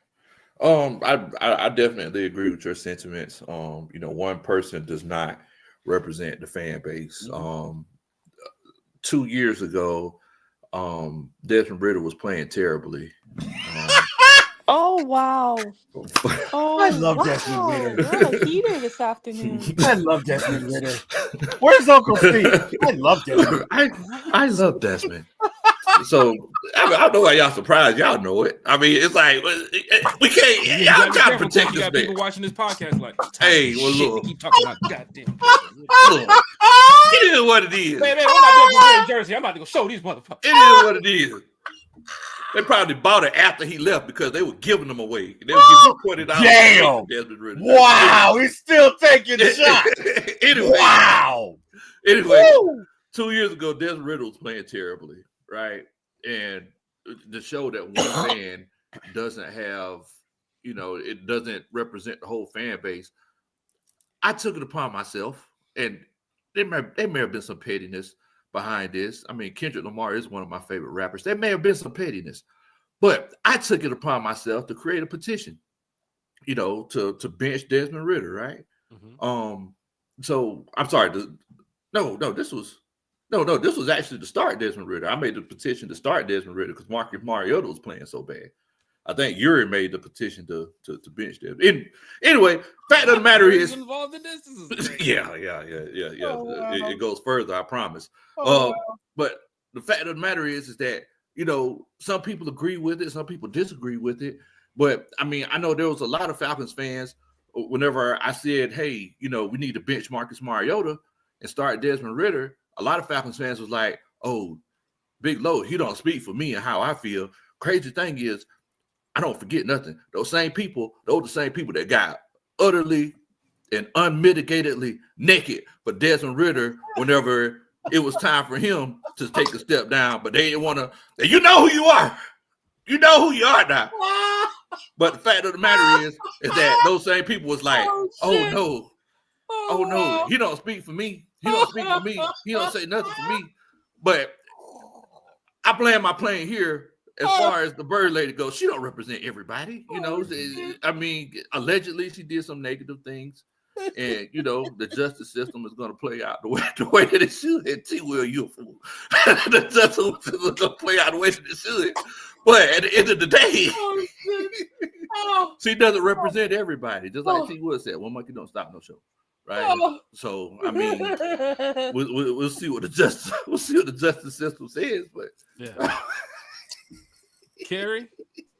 Oh, no. I know you're a super fan yourself. I can't. Hearing this report, Carrie, your thoughts?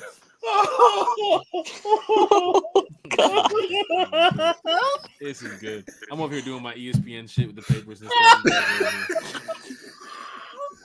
I can't with you guys.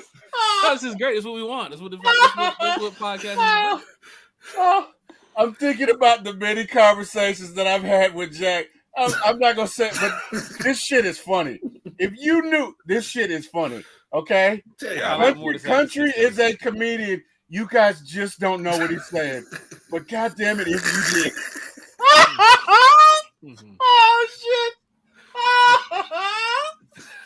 This is crazy. Carrie, your thoughts? I'm sorry. The super fan, unlike super fan behavior. Oh, my stomach. How am I supposed to follow up after that? I mean, what's going in over there? That's like asking somebody to go on the set and perform after Kendrick Lamar halftime show. Like, I'm not doing it. I'm not doing it. Well, we heard the thoughts from Carrie. Falcon fans, hit that like, share, and subscribe. That's what it's all about. Now let's get back to some more Falcons football. Something that's very important here in the Falcons community. Country's here, so it's time to talk some defense. Country, you're wrong. You're wrong. You're wrong. Going down in a major way. Terry and Wack put out a recent article, Country, about potential free agent targets for the Atlanta Falcons. Catch your breath, T-Will. I know, right? I never heard T-Will laugh like this. Like, I'm still laughing from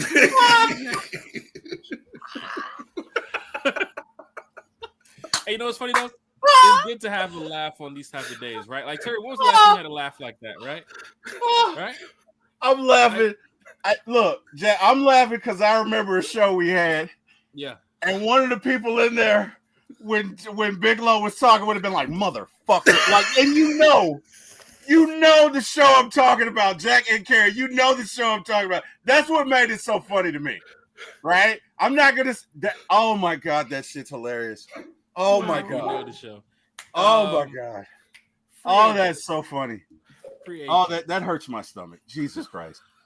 I need a moment, Jack. No, you got it. You got it. This is what the podcast is about, man. We're having a good time. Falcon fans talking Falcons football on a Falcons Friday. It's good to have a laugh too as well, Falcon fans. We actually had some pretty good jokes here this afternoon. I'm gonna say the wild meter's been going crazy today. We need Uncle Steve. I love Desmond Ritter.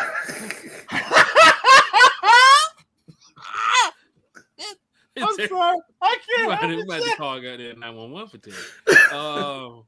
Khalil Mack Country was named on this report of potential free agent pass rushers to look for this offseason. Khalil Mack being one of the names.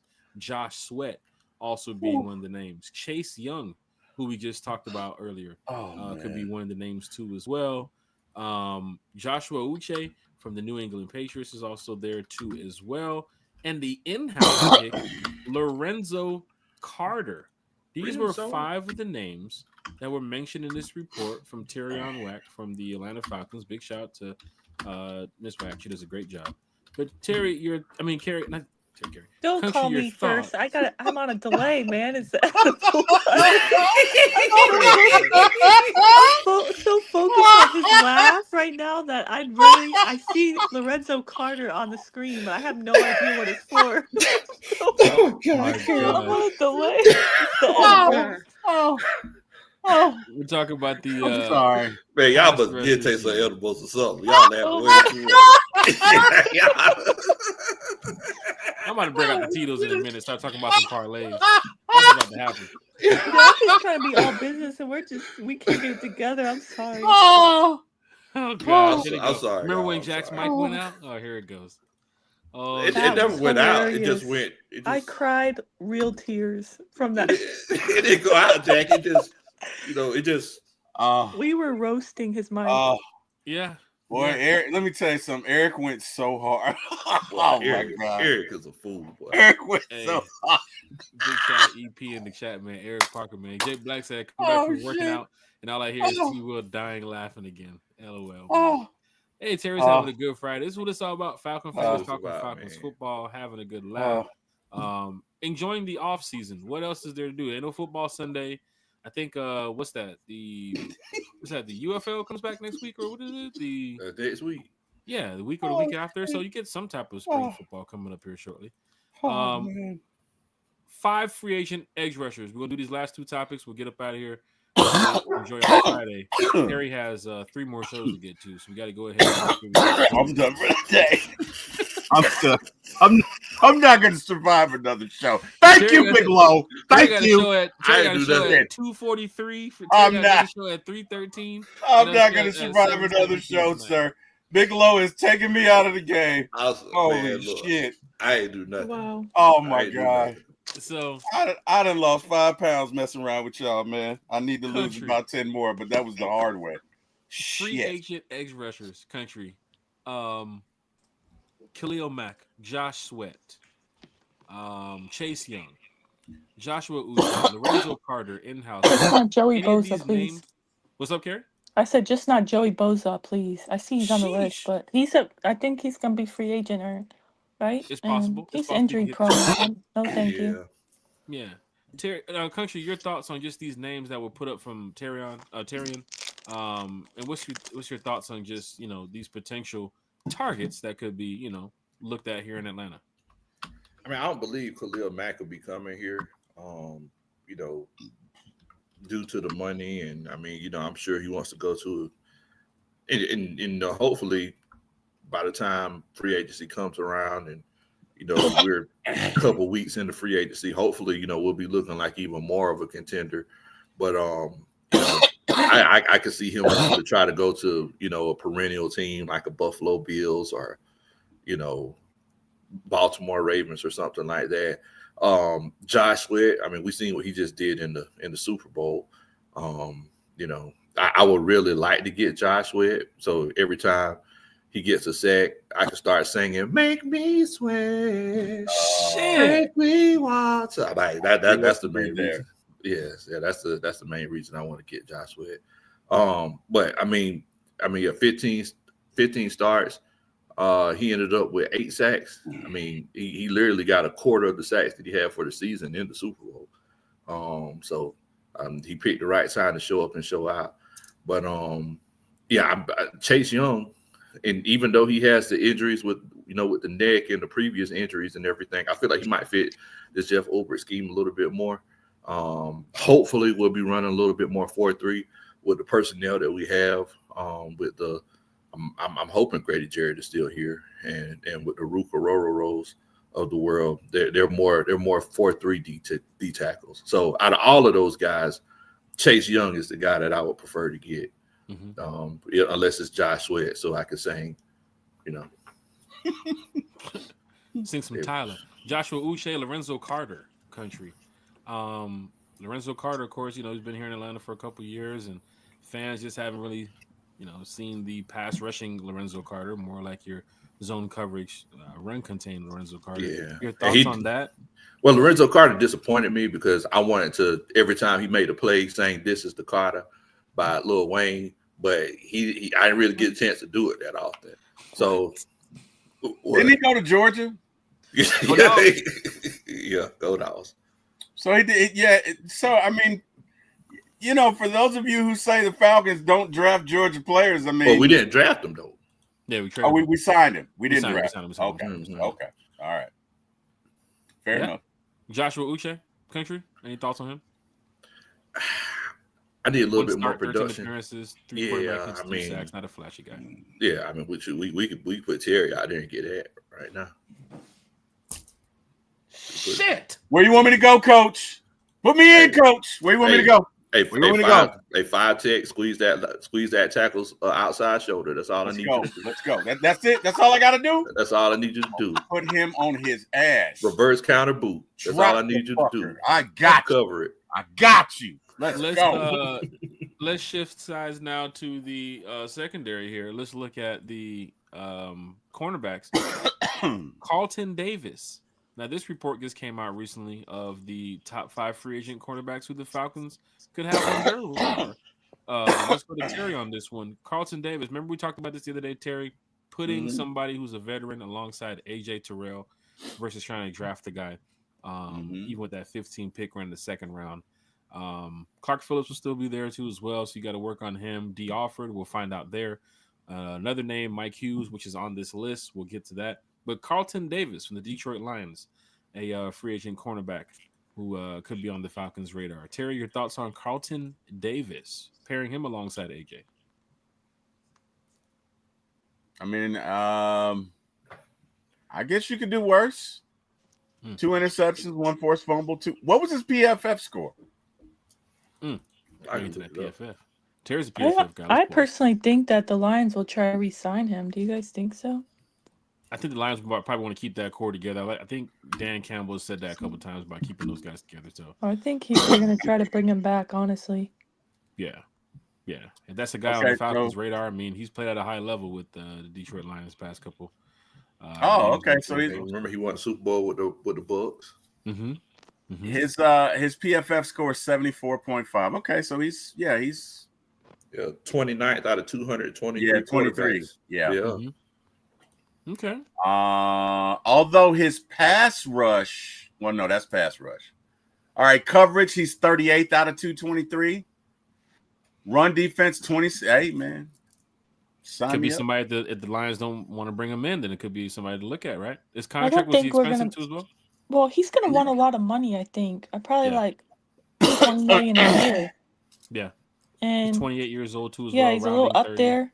He has some injuries. I'm gonna say pass personally, but I think the Lions will try to keep him. Yeah. Plus, for his age with the injuries, he's probably looking for that last contract, maybe that bag. Deal. He's looking for the bag. And get up out of here. Christian Fulton, Los Angeles Chargers. Kerry, Terry Country. Got a guy here from the Chargers who could be paired alongside AJ Terrell if the Falcons do decide to target this guy in the free agency. Veteran quarterbacks looking for some people who's been playing the game for a while so that we don't have to go develop some rookie alongside AJ. Just our thoughts on that. Carey, Christian Fulton. Carey or honest- Terry? Oh yeah, do Terry, Terry, because I honestly Terry? I couldn't tell you about I don't know much about him. Okay. Okay. Okay. So Well, pass on Country? me. he's go ahead, Big Low. Yeah, so the thing about him, I believe he will be a little bit more of a rotational guy. Okay. Via PFF, he has the same type of numbers. He 71 grade, 40th out of 223. His run defense grade is pretty good. 79, 22 out of 223, which is definitely very important if we're running the same type of defense that we ran last year, because they really relied on their cornerbacks, especially those outside cornerbacks, to kind of funnel in and get those tackles, especially like on the outside zones and everything like that. So, I mean, that's important. I know watching the games last year, everybody was raving about how Mike Hughes was tackling at one point in time, before he kind of, fell off a cliff. But yeah, I mean, I think, I think it's me myself. I kind of want somebody a little bit more impactful. Somebody who get me good 3, 4, 5 interceptions in a season. Well, we go down to the next name now, Mike Hughes. Familiar face here for Falcon fans. Oh, we know that guy. In-house pick. I mean, you just mentioned it, Country. If the Falcons want to go ahead and keep a guy, who AJ Terrell is familiar with playing with, Mike Hughes has been here for the past 2 seasons. So it's something to look at. I mean, it's possible that Mike Hughes could be back here in Atlanta. 15 starts, 15 appearances, 66 tackles, 51 solo, 0 interceptions, 4 tackles for loss. Some fans gave up on Mike early in the season. I know there's a couple coverages people saw. It was like, what is going on? AJ's locking down everything on his side, but then again, you see what's happening on the other side. And the Falcons looked like they had some problems in that area. And Mike Hughes I think he had an injury this year too as well, where Clark Phillips had to get in there. D. Alford had to get in there. I think they played a little bit of Natron Brooks and I forget. Oh, Kevin King, dear Lord. But you didn't they bring in Abernathy too? To play something? Michael Abernathy. Yeah, I think Michael Abernathy gets some reps as well. Yeah. But they've been looking for somebody alongside AJ because AJ's just been that solid dude. Terrell Allen is real here in Atlanta. You have to get somebody to pair alongside AJ.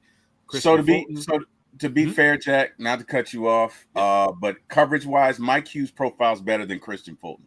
Mike Hughes? Yes. Okay, so let's put Mike Hughes on the chart here. Yeah, Christian Fulton is, I think he was 62nd out of 223. Okay. Mike Hughes is 42nd out of 223. Okay. Now his run was 62nd, so he wasn't as great against the run. He still had a plus score against the run. His overall score is 71.9, so 34th out of 223, right? So, I mean, he's not as bad as some would think he is. Mm-hmm. Bigelow, I would love to know what is so funny. I would love to your brother. What the hell is he doing now? Oh, what the hell is he doing now? Judon play some CB2. Oh my God! So Judon driving back in coverage with Jimmy. Oh my God! Oh, Lord. Yeah, that's my brother. That's my brother. Hey, that's my brother. Eric Stokes. Bring back Mike Hughes. Sheesh. Hey, bring back Mike Hughes. Eric Stokes from the Green Bay Packers. 7 starts, 17 appearances, 41 tackles, 29 solo. 6'1" corner. Country. About them 6'1" corners, big dog. Well, you know your boy Dan Quinn and Raheem Morris. They always talk about how they love those long, rangy, long arms. Yeah. Mm-hmm. Now, if I'm not mistaken, he's a dog, right? He's a dog. 4.25 in his Georgia Pro Day, 40-yard dash. 6'1", running a 4.25. He also is familiar with Jerry Gray as well. Hey, I mean, look, it'll definitely be good to bring him home. Now, just because you run that 4.2, that don't mean nothing. That's right. I know a lot of fast cornerbacks get their draws burnt off to a certain extent. To a certain extent, it's like you don't want your cornerbacks too fast because they feel like they rely on their athleticism, or they get doubled up. Yeah, they get doubled up, double move. That speed literally takes them out to play because their body just can't handle changing that direction that fast. So the speed is good, but I ain't had a chance to really see him lately to see how his hips look in the NFL. And shouts out to Berto. Berto said that he is a shutdown corner. I don't know if he's talking about he's a great barber too.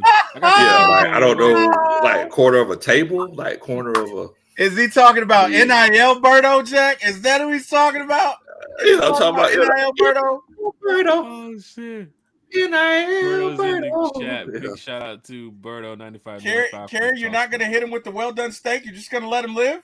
Sorry, I'm delayed again. Leave my What well was done that? steak brother alone. Oh, leave him alone. Those edibles are taking her out of the game. Wow. Nothing wrong.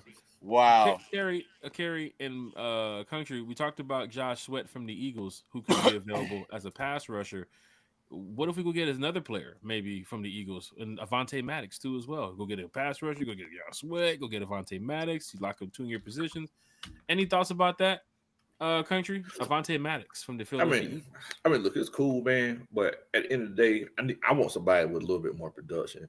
Go ahead and trade for Jalen Ramsey. Go ahead and make a trade. Bring Jalen Ramsey on in here.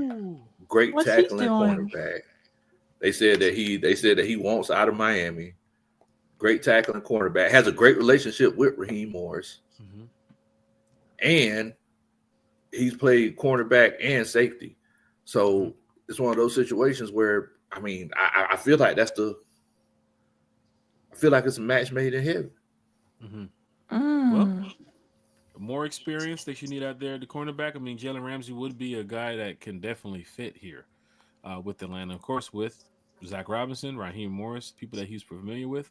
They mentioned that, because D. Alford is a restricted free agent, the Falcons could easily decide to bring him back on what would likely be an affordable deal. So you're not going to put D. Alford to the outside. He's not going to be starting alongside AJ like that. I'll put him back more into that slot. You're going to continue to develop D. But they have to find somebody to go alongside AJ. We talked about that here on the podcast a few times.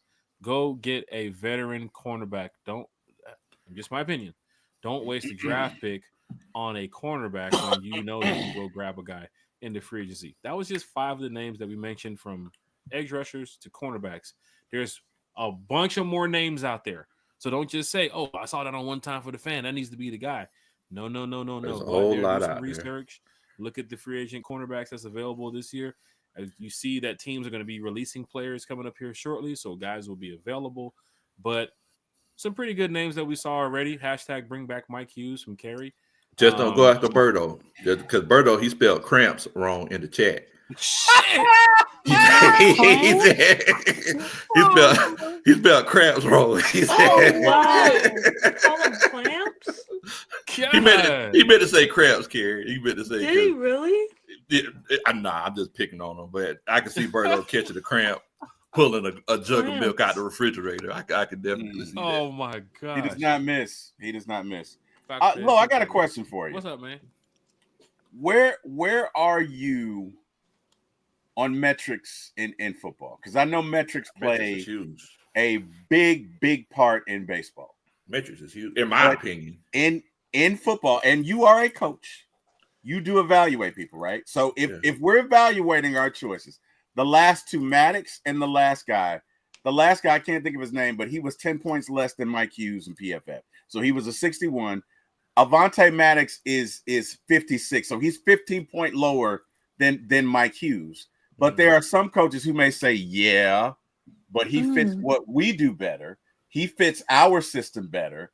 And so where are you on that? If you're evaluating a guy and you're looking at his numbers, speed, coverage ability, run coverage, Madden rating.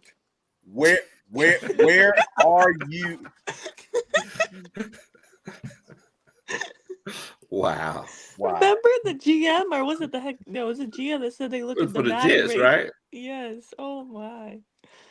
Well, to answer your question, T. Will, I think metrics is huge. I'm a big advocate of PFF, but I also and everybody who watches my show, I always say football is just like life. The circumstances that you're given help determine, your results. So, I mean, with that being said, some guys might have a lower metric, but that doesn't mean that they're not as good as the next guy because they might have been put in a terrible situation. For example, Matthew Judon. I don't know what his coverage rating is. Right. No.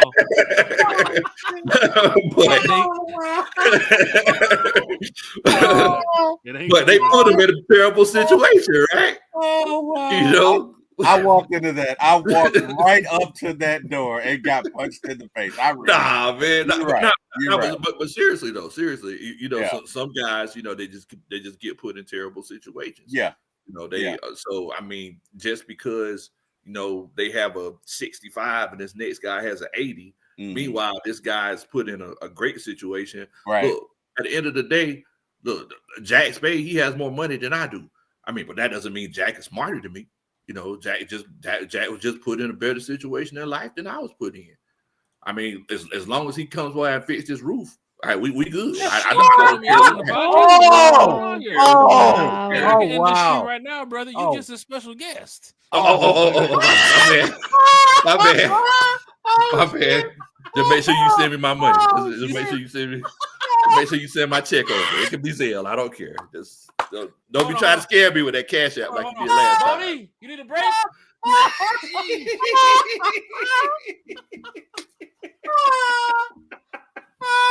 My God. Hey, this is fun, man. This is fun. I'm glad I did this. I'm glad I did this show. But yeah, metrics is very important. Country, if you can hear, for Falcon fans in the chat listening and watching, you hear when Country's breaking down some of these players and why they could be a good fit, not a good fit. It's not about just the name or the contract. I mean, you heard Country mention their 40 speed and how they're not able to adjust on certain routes and certain coverages if they get broke off by like a AJ Brown or a Drake London, because their way that they're, the way that they're how they are as athletes. If you run a 4.25. Yeah, I think Stokes ran 4.27. I think. So if you're like one of the fastest players and you're trying to backpedal against a guy like, let's say, give me a flashy route runner, a Tyreek Hill, Devontae Smith. Okay. Tyreek Hill. That 4.2 combine speed ain't gonna mean nothing when it comes to backpedaling and shuffling and hip adjustments and where you're moving and how. Tyreek Hill gonna break you off on that 4.25 speed. He might not even be at 100% that day, but that combine speed don't mean nothing. And Country kind of breaks it down to where some of these players, we get caught up in the numbers, right? But when they get on the field, you got to really see how they play football. And Country kind of breaks that down, and he does a great job of doing that as being a former football coach. And of course, what he has going on with. Big shout out to Shady too as well. Shout out to Shady, man. If you guys know what Country got going on with Shady, man, I'm talking about Country's in the. You might be the next Rich Paul, Country. You might be the next Rich Paul out here. Right, so big shout out to your nephew, man. I hope his golf game is getting up there too as well, because you got to get old Shady back out there. But you've studied football for a long time. You've also played the game for a long time, Country, and you're helping a lot of the younger generation come up now that's playing the game, understand it better on and off the field. What have you seen? I must ask this question about your nephew. What have you seen in Shady that brings out that future NFL player ability, that characteristic? What is it about him that's kind of getting you, even more developed as a coach and as a podcaster, and of course as mentor to this young man, to say that, man, Shady's really he was a much better safety than he was this year than he was last year. He's getting much faster. He's getting more bigger in the gym. His workout routine is getting bigger. What is it about it you're seeing in Shady that's kind of paving your way for the future of the NFL? I mean, at the end of the day, man, it's willingness. It's what you're willing to do, not just willing to do, what you're willing to learn, what you're willing to eat, what you're willing to not eat. And the thing about Shady is, it's like ever since he was, how old Coach Ronnie? Like 6. Like ever since he was 6, we talked about football concepts. We talked about first of all, we argued about sports ever since he could talk. We always argue about LeBron and Michael Jordan. But ever since he was 6, we talked about football concepts. Like he learned what a cover 2 was when he was 6 years old. So moving forward, it's one of those things where he's just always willing to learn. He wants to know more than the next person. He wants to learn his job and everybody else's job. He went down there to Florida, and initially he was supposed to be playing safety, but whenever the coaches asked, hey, who could play the star position, who could play nickel, he was like, oh yeah, I can play nickel. It's like, I played that. I got like 200 downs of nickel. He played box safety. 200 snaps of nickel. He's that's on his resume to show coaches. It's not just about me talking about it. Yes. He was trained to learn that you learn your job and you learn everybody else's job because everybody else ain't reliable. That's the way he was taught. That's the way he was taught. That's the way he was brought up. So and you look at all of these other NFL players who, I mean, you got guys like the Antonio Browns who, they're a straight nut off the field, but whenever they get in between them lines, it's all about football. And that's how you have to be. Your life has to literally encompass football if you want to be an NFL player. Because what's the percentage? I forget how many football athletes there are in high school, but what's 1% goes to college, and the percentage of that is what, like 2% goes to the NFL after that. So I mean, if you want to put yourself in a position to go to the NFL, you just got to be willing to do more than anybody else. Y'all hearing it right there from Big Little Country Sports. He talks good, but his golf game's not that strong. So if you hear Country on his channel talking golf, just unsubscribe. It's all right because it's all right because everybody gonna see it. Everybody gonna see it pretty soon. Everybody gonna see the differences. Hold on, did we check the weather for Sunday anyway? Are we good? Look, I'm good. That's you. I see the Nike tech. You good. I see the Nike tech. Look, you good. Look, that's you. You the one that be like, "Hey man, it's 50. I can't go out there. I'm good in the 30s myself." Like, I feel like if the weather is, and I'm gonna try to advocate for this too. If the weather is bad, tee time shouldn't be that expensive, right? Drop the tee time. Somebody's already in the office. Why are you paying $100 and some? Not saying that we going to that type of course Sunday, but why are you paying $100 and some on tee time when ain't nobody out there? Tee time's available all day. It's 48 degrees. And you talking about some $50 something. Man, don't drop this shit discounted price for $5. Me, I go out there. I play 36 holes of this shit. What y'all doing? But big shout out to everybody who enjoys golf. We love it. We'll be back out there shortly. Hopefully I can get my PGA card this year because I gotta go ham. Like I said, y'all will get a chance to see who's the better golfer between me and Jack because we got some things in the works as far as shows on the course. And it's going down. So we gotta catch up to T-Will Country. We gotta catch up. We do. We really do. We really do. He was like literally good luck with that. Come on, guys. What's up, Carrie? Good luck with that. He's podcasting multiple times every day, all day. He's if he ain't from bed. If he ain't at Hooters, I'll go he on the podcast. If he ain't on the podcast, he at Hooters. It's crazy because his brother used to tell me, Eric used to say, I can call my brother. Hold on. He's probably in the drive-thru. And it was funny because when he used to call Terry long time ago before Terry joined the show, he would be in the drive-thru. I would call him and he would be on the way or in the drive-thru. I would be. So wait a minute. Who just got drive-thru?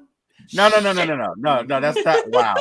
Okay. He does not miss. He does not miss, ladies and gentlemen. Lowe does not miss. He does not miss. He does not miss. He just does. He does not miss.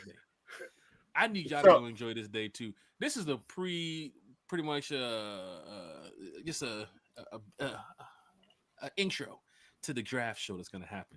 2 hours and 45 minutes talking Falcons. Oh yeah, talking NFL. Lo, you got to join us for the draft show, man. You have to. We locked in Ricondo already. Ricondo, you got to join us. T-Will's there, Bodie's there, Carrie's there. You got to join us. Can we get you on draft night? You was gotta last year now. Got to join. Yeah, so I jumped on last year. Remember? Yep, you was there. You was at the Benz. Yeah, I jumped Oh on. Yeah, man, his from the bench. viral Benz video where he's Yep. all in shock. Are you gonna be at Before the you go draft viral party again with again? another 300,000 views, Coach, you got 10 minutes to talk to us. You Oh, gotta yeah. join this us, channel. Lo. You Of gotta course, do it. man. Of course, I will definitely be on there. You gotta do y'all it. y'all just send me the invite, and I'll jump on and chop it Got- up a little bit. I know Coach Ronnie back there like, you don't have the time control. You're really busy. You have the 4 o'clock with the Falcon order. Then you have to be at the Benz for 7:30 with your screen. You know to keep me alive. You're gonna be on the Jumbotron before the pick at 8. Oh wow. I'm sorry, Berto. Big What do shout you mean out to Hooters Ronnie, still man. Coach exists? Ronnie and We Big got Low Country. T. Will here. He's keeping Hooters in business. I'm What do you telling mean? you. What do you mean? My boy 94 North said Hooters- Hooters still exists. You This so is- far up there in Rhode Island. Is there a McDonald's out there? Like No, it seems he like said- everything is Yeah. just away from where No. you at. Like Wow. Last how night far is on the Deep gas station? Big last Low, night- Berto? Like Jack, last night, I Damn. don't know if you caught Debo Vibe's show with Berto, but he It said was that great, by the they way. Great have show. yes, It was great great. show. But he did say that there is no Waffle House there. There is no Arby's there. What else did he say? Other He ground said he loves breaking steak info. fries with what now? Malt vinegar or ketchup, something no, like and that? ketchup and mustard. No, On his fries. Oh, Yeah, he wait. did say that. I've He No did. never Waffle met somebody House. like that. That's some damn one of Yankee them stuff if I ever places heard where of it. Bless you your sit down heart. in a restaurant. They got the But- salt, Lo- pepper, ketchup, Lo and the said, "Bless ketchup and your mayo heart." mix. Bless your heart, literally. You know what bless your heart means in the South? Do you know what that means? Oh Lord. Oh Lord. Hey, let me tell you something. I'm 7 T years picked old. up on it. I'm 7 years old and I cut my hair and it was fucked up, right? Oh and the first no. thing my grandmother says is, "Bless your heart." Oh Lord. Oh wow. Bless your Yeah. heart. Berto, whenever you get the Bless- chance, man, if you want to Bless your heart is not a compliment, Jack. Jack. I'm just saying it's not. Hey, I we love got you, everything Berto. down here, Yeah, bro. we love you, Berto. I love you, I'm glad Berto. We have love you, Patriots Berto. fans. I love you, Berto. Bless your heart is but not a bless your compliment. heart. Bless We your got- what heart. else we All got? right, it's We not a got compliment, Bando. Berto. I love We you. got- I we love got you. Bando wings down here. What else we got? What else we got? Country. We got QT. Berto, you ever Yeah, seen a QT. QT before? We got QT. We got lemon pepper wings, Berto. We got Everywhere. lemon pepper. Oh, we got the What do they happiest have place on there? earth. We got Magic City too as Yeah, well. oh, Happiest place on man. earth. Do they have Keep going Jack in the down, Box bro. up there? They got Jack in the Box up there, Do don't they? Where? I like In- Jack in the Box in- actually. Jack, Jack in the you- Box has Jack, curly fries. Jack, you in the box up there? Ah! Ah! Ah! Why you just hey Jack why in just the in the Box. box, Jack? No. Coach, you got the bang bang. Terry, we gotta come up with something, man. They just keep getting better. Falcon Bang, fans, bang, bang, hit bang. that like, share, and Oh, he says subscribe. they don't have a Jack in the Box, Jack.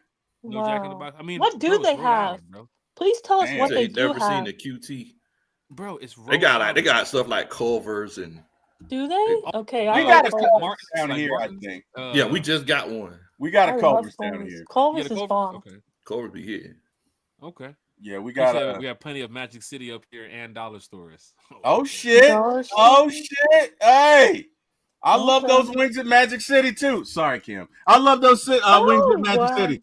I do. Berto just Man, goes you gonna lose outside a in Hooters -2 endorsement, degree Jack. weather and gets in Oh. his car like, fuck this shit. I really hate this. My wife goes with me to Hooters, so whatever. She likes the wings too. Damn it! IHOP, fair. Burger King, and Popeyes, are they like That's together? it? Like is there like a downtown where you're at where everything's together? Like is it like an IHOP? Well, this is Rhode Island, I'm guessing. Like it's not like Panola Road. It's not like Yeah, Panola we don't Road over have here where shit. you know I don't IHOP know. and the gas station. You go to I West mean, Chapel. Like I'm I mean, not sometimes sure. I be in the mood for IHOP sometimes, every I'm- now and then, but I prefer Waffle House. I'm guessing where Berto is, these three restaurants are together, and then that's it. You go back to your home. That's it. Wow. Oh, I'm damn. just picturing. Oh, I mean, wow. I've never been there, Oh, but you I'm didn't just, have to do that, Jack. That's just unnecessary roughness. Oh I'm my just- god. You I'm didn't have to sorry, do that. in the Northeast, I just picture the most unseasoned food ever. That's what I picture. Damn. What are you calling it? nobody- Great Britain? Shit, Carrie. I mean, Sheesh. Damn. yeah, Over respectfully. there, you can ask Jack over there in England. That's some nasty food, y'all. Oh Let my me God. tell you Keith something. Lee ain't telling No, no the lies. people in England from I support a soccer team over there from England, and yeah, all the people I talk to about Man City, they all tell me the food is just not good. Yeah. Oh my And you god! can see They the even tell video me. with the kids that go to school in England eating American food. And they're just like, oh my gosh, we have to have this. They were eating biscuits and gravy.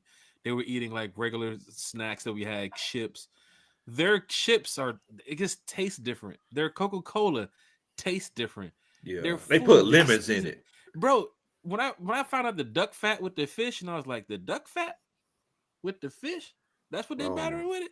But then they come out there and it's like, it's unseasoned. Like, it's truly no unseasoned. seasoning. Like, No nobody wants seasoning. seasoning on this Right. food. You got to ask for seasoning, and some restaurants still charge you for salt and pepper. So it's like, what? I do. Do we ask for salt and pepper, baby? No, they have it there. They had that. Okay. Oh, Oh, okay. Jack said they charge. Jack said they charge. But you know Jack be eating at them different places. Oh, wow. Jack be eating at. Oh wow! They didn't include it. Oh wow! Shout He out been to doing a lot of Jamal. roofs. He been doing a lot of roofs. Coach Thomas. A whole lot of roofs. Oh, wow. Fuck, man. Hit that like, share, and subscribe.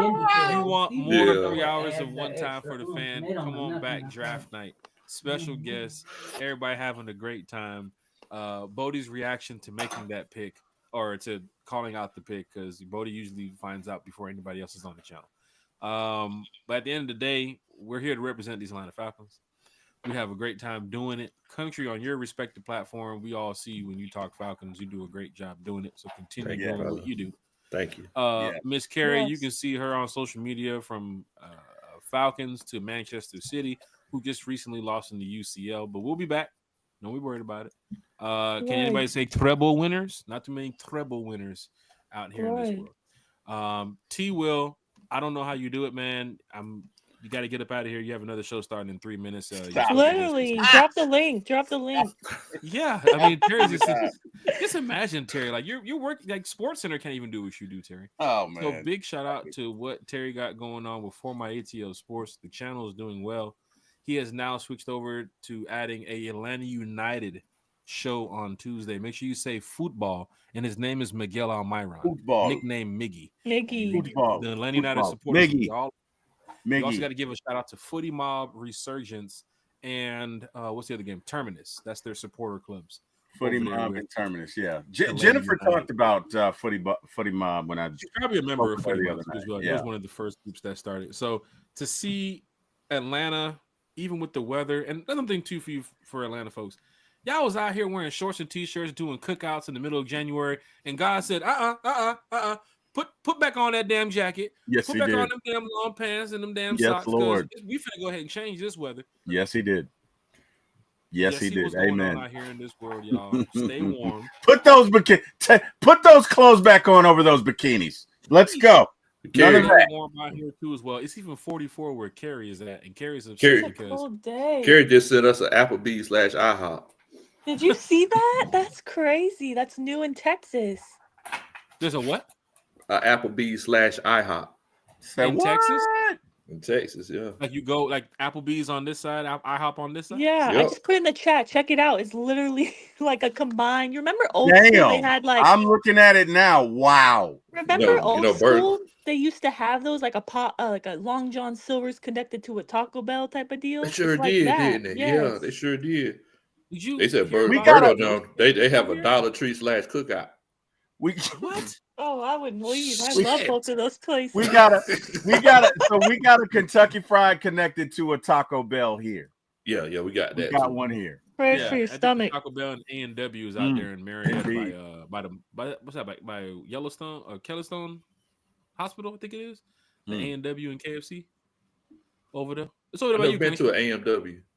Yeah, it's only like 1 or 2 in Georgia, in the world Really? too. So I don't didn't know. know that. Falcon fans, hit that like, share, and subscribe. Bro. Big shout out to Jamal D, 95 North, April Thomas. Jamal. Everybody in the chat here talking Falcons. Let's go ahead and wrap this up. Country, Ronnie man. Thomas. We were going to bring you on as a special guest Wednesday. This seems like this was the show today for it. Do you have time Wednesday to come back here on the channel? Hey man, I'm chilling, Bo. I'm chilling. Look, I've Love been it. in the studio. You know, I'm working on a few new classics and everything. So you know, I got those finished, and I just got to put some visuals with them. But yeah, sure, I'm free. Hey, Please Let's do it. man. No, Let's do please, country, tell me you have a Kirk diss track in the works. I look, I can't really No disclose that preview? information. Okay, I can't disclose it. All right, I'm gonna stay up till midnight waiting for the release. on No, it Spotify. ain't for the. I'm dropping it drop? like they drop it in the in the music industry. I'm just letting y'all know what's coming, but I can't tell y'all when it's coming. Oh, wow. Okay. Sheesh. You're going to do a surprise drop like K-Dot. I got it. Look, all I can tell you is, you know. I can imagine that, Carrie. We're sitting here just doing our, whatever we have to do, taking care of the family, and we look at their phones, and it's like, oh shit, Big Low just dropped. We'll look at the track. Right? Remember, like when K-Dot was dropping like nonstop, we were Carrie freaking mentioned it out. on Yeah. the show, like, guys, Kendrick Lamar just dropped an album. She did. It's like, oh shit, we got to stop the show, y'all. Hey, y'all, we'll be back. She Gotta did. listen. She loves her some K-Dot. Hey man, he's gonna perform. He's performing at the Mercedes-Benz coming up. So all you I'm gonna be there. I'll be in the lounge too, Jack. Bruh. Gonna be up in there in the lounge. I'm about to go to the lounge with you, bruh. Hey, I'm gonna be up in there. Gosh, let me know. 555. Like, share, and subscribe button. Let's get to our shout outs so we can wrap this up. The next time you guys will get a 3-hour show is either draft night or if we bring Scott Karisic on. Yep. Falcon fans, just be prepared for that. That'd be the one. And Scott talks Falcon football all the time. Yes, he does. Great special guest to have coming up will be Scott Karisic. Big Low Country, man. Yes, sir. Let's get your shout outs, man, to everybody where you are on social media and everything you got coming up, brother. Definitely. Man. For everybody out there that don't know me, my name is Big Low Country. I'm just an old country boy, former football coach that love to sit around and talk about sports. Thank you, Jack, T. Will, Carrie, for inviting old country boy on. You know, I definitely enjoyed this. I was just chilling out on a Friday, not doing nothing. And I appreciate y'all for inviting us on and having a good time. Terry, I apologize about making you laugh that hard. No, we love it. I needed to clear my lungs, man. Okay. Literally. He just getting over being sick, so that was awesome. I needed to clear my lungs. You definitely helped out with that, brother. You definitely did. But Jack, thank you so much for the invite. Just because you sent me this invite, that doesn't mean I ain't finna whip up on you on Sunday. Oh, you know, all right now. Talk about it. The dragon is still inevitable. Damn. Yeah, Coach, I'm about to send you a screenshot in a minute. I need one more. Oh yeah, we went early today. We went early today. We about to get 66 in a minute, man. Yeah. Oh, so we're gonna be playing at the fancy course on Sunday. Shit. That's what you saying. Might be buying some goddamn Taylor Mays tomorrow, boy. Hey, I get this one. Hey, I get one more. Shit. And they're like Galaxy. Lord have mercy, Jesus. Hey, hit the mute button. Out of your Falcon Mindset, Jesus had a few meetings. Y'all still going. This is what we love to do, man. John, you know about this. They acting crazy here, John. We can't. Big shout out to John with T Wood the other day on the baseball podcast. Great show. Braves are back because I see the parlays up. So we're betting on baseball soon. So it's going down in a major way with the MLB. Terry, Braves, we got to talk Braves, man, because I know fans want to hear about that. Hawks, disappointing last night. What was that? Yeah. What was that? Our shooting from the second quarter on just went in the tank, man. We just couldn't shoot. We couldn't hit shots. But honestly, I think they were both rusty coming off the All-Star game. Mm-hmm. So hopefully Sunday, we're back into, because we were missing layups. Yeah. We were missing layups. We were missing, putbacks. We were missing everything. So, I you can kind of attribute that to rust.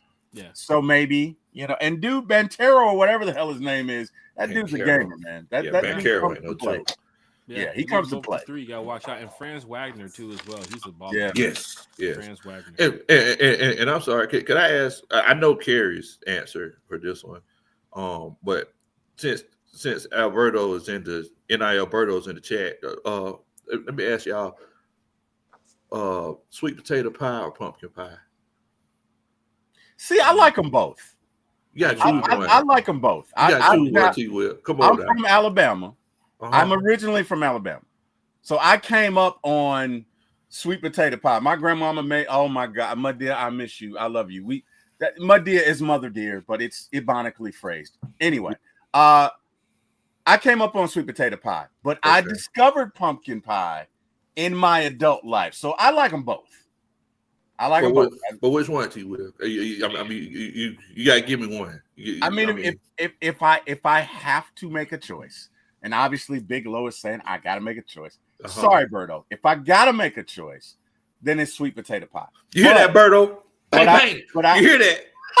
You hear that, Berto? But I do like pumpkin pie. I'm not gonna say I don't like it. Okay, I do like pumpkin pie. Okay, killing that patty a little bit. I see what's going on around Thanksgiving time at the damn Walmart. All them damn. Hey, you see my brother? Pies gone. You see my brother? You see what he said? Both of them. Right. Because let me tell you something. My wife, my mother-in-law, my daughter, they can cook. I'm fat for a reason. I'm carrying this baby around for a reason. I'm just saying. First of all, don't talk like that because I'm just big bone. I know. No. I ain't saying that. All I'm saying is that I know that I got a friend in Miss Kim, and I might have to come through for a piece of sweet potato pie. That's all I'm saying. That's all I'm saying. Hey, don't be throwing that out. Let me tell you something. Anybody on this panel, matter of fact, y'all can come together anytime y'all come through. Y'all are welcome to anything in the Wilson household. And I mean, you got Kim looking like, and I mean that. Kim is like watching this like, really? Kim on the other side of the camera. Hush up. I want to sleep over now. Hush up. What you talking about? Oh, shit. I just know Kim's going to be mad tonight. I know, right? Making pie for them motherfuckers? They coming over here for dinner too? And they paying any bills here? My oldest daughter is calling her mom right now. Guess what your husband just said? Oh my goodness. Guess what he just said? Wow. You been getting that text this minute. U-Haul van outside the driveway. Who brought the U-Haul van? We just heard free food, Miss Kim. We invited, right? We got it on tape. We got it on tape whenever we invited. We got it right here. You know what happened the other day with 50 Cent when he bet the lawyer about the court case? He said, I bet $500,000 he beats this case. The lawyer was like, okay, I'll bet you. The lawyer ain't been seen since. 50 Cent was like, I need to find this lawyer. I want my $500,000. That was the lawyer who was over the case too as well. She bet him $500,000 that he wasn't going to beat the case. 50 said, let's bet it. He been tagging her ever since. She won't respond. So, yeah, man. It's a crazy life. Miss Carrie, sweet potato pie, pumpkin pie? Oh, he already knows. Carrie like pumpkin. She like pumpkin pie. You know, No. There has to be an outlier. Carrie's from the South. That's exactly what I said in the chat. I don't know if it went through because I was delayed a few minutes, so my comments were coming in so late. Oh, you was on edibles last night too? I probably was. Oh wow! Wow! Eating a slice of pecan pie, pumpkin pie, sweet potato pie. I was having all the pies. He doesn't miss. Oh, wow. Damn. No. We need C-Dub in his soundboard to be making the guns like, damn, he doesn't miss. I'm sorry, Carrie. To be honest, I love them both. If I had to pick one, I guess I will pick sweet potato. But to be honest, I might even love key lime pie more than both of them. I'm not gonna lie. I love them both. I can't knock you on that. I love key lime pie. Berto. I guess it's because I grew up in Florida. Key lime pie is a favorite. But honestly, I take pie over cake any day. Pie is like my favorite dessert. Yes. I think like you said, growing up in the South, we have pies all the time. Banana cream pie, chocolate silk pie, pecan pie. Pies are essential. I love pie, honestly. Lemon meringue pie. Yes, there's no pie I don't like. That's why I said I don't discriminate. I love all pie. I love apple pie. I take it all, honestly. Oh man, apple pie, ice cream, go. A warm apple pie with vanilla ice cream, yes. Cobbler, cobbler, peach cobbler. While you're talking about food and edibles, go ahead and give your shout outs. Oh shit! Wow! She didn't say nothing about edibles. Jack is not going out without a fight. Jack is not going down without a fight. I hear you. Oh wow! Today's show is sponsored by Purple Herbal.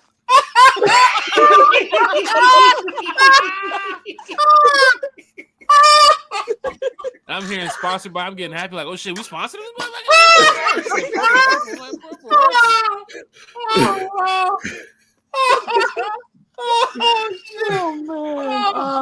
I love it. No, I'm kidding. It's actually Granddaddy Perp, but here we go. go. There it is. Go, Kerry. Anyway, Has the wild um, broken on this show? It's through the roof right now. We're over like 20 wows today. Man, this is a lot of wows. This is wow. Yeah. man, Oh shit. I mean, Oh. you Man. can't go fucking- wrong. You can't go wrong, honestly, with some pie and some edibles. I'm just saying. I've I heard it's a fucking good love mix. you guys, man. I fucking absolutely love you guys, man. I would. Oh, Oh God. my! I fucking love you guys, man. That's all I got to say. Carrie, where But- can we find you on social media? And of course, you know, your Yeah, you can amazing find shows me. every day.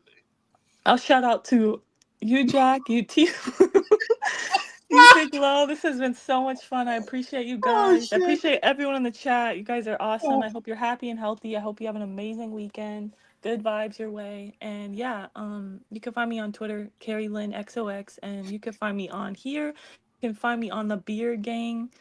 And yeah, you can find me on T-Will Show for my ATL Sports 1 sometimes as well. Thank you guys. That's what it is. Falcon fans, hit that like, share, and subscribe button. You know, I feel some type of way, Terry. You got Carrie over there on Beer Gang. You have to change it up. You have to be Beer Gang and Carrie, or you have to have something because Carrie's not Beard Gang. You know what I'm saying? Right. You can- We're actually we're changing our name, Jack. It's interesting you bring that up. So we Okay. will have our new name by Monday, right, Carrie? Carrie had to step away for a second, but yeah. Oh, she did. Okay, yeah. We'll have our new She's name delayed. on Monday. She's delayed. It's the edibles, right? We got you. Yeah. She can send me a message. I gotta step away. We understand. Terry, your shout outs, man. We're getting ready for draft night. I think we're almost there. Around this time for draft night, the Falcons should have already made their pick. So it's great that we can, you know, start working on getting ready for April. It's also good to have this time to talk with Falcon fans because, you know, we've missed a couple of shows this year. Off season is kind of wild with working and everything and family and everything you got to take care of. But then when you have the time to talk Falcons, you take that time to talk Falcons. And like Country said, he was just chilling on a Friday, right? So he had the time to come over here and talk Falcons with us, and we appreciate it. Same for us. We could have did the show in an hour, but we had so much to talk about. We decided to take all this time out of Friday to talk with you all. So, Terry, man, give your shout outs, man. I know you got a long list of people. This is not the Emmys, so I'm not going to do the wrap it up. Oh, I'm going to say right now. Yeah. You get about, once you get about 10, 15 people, I'm going to start doing the I'm gonna start hitting the music, right? So, you've seen the Dave Chappelle show. I think cut his mic off. And I'd like to thank cut his mic off. Look, Terry comes out there like, no, you guys are just great. You guys are actually amazing. I didn't even prepare nothing. I want to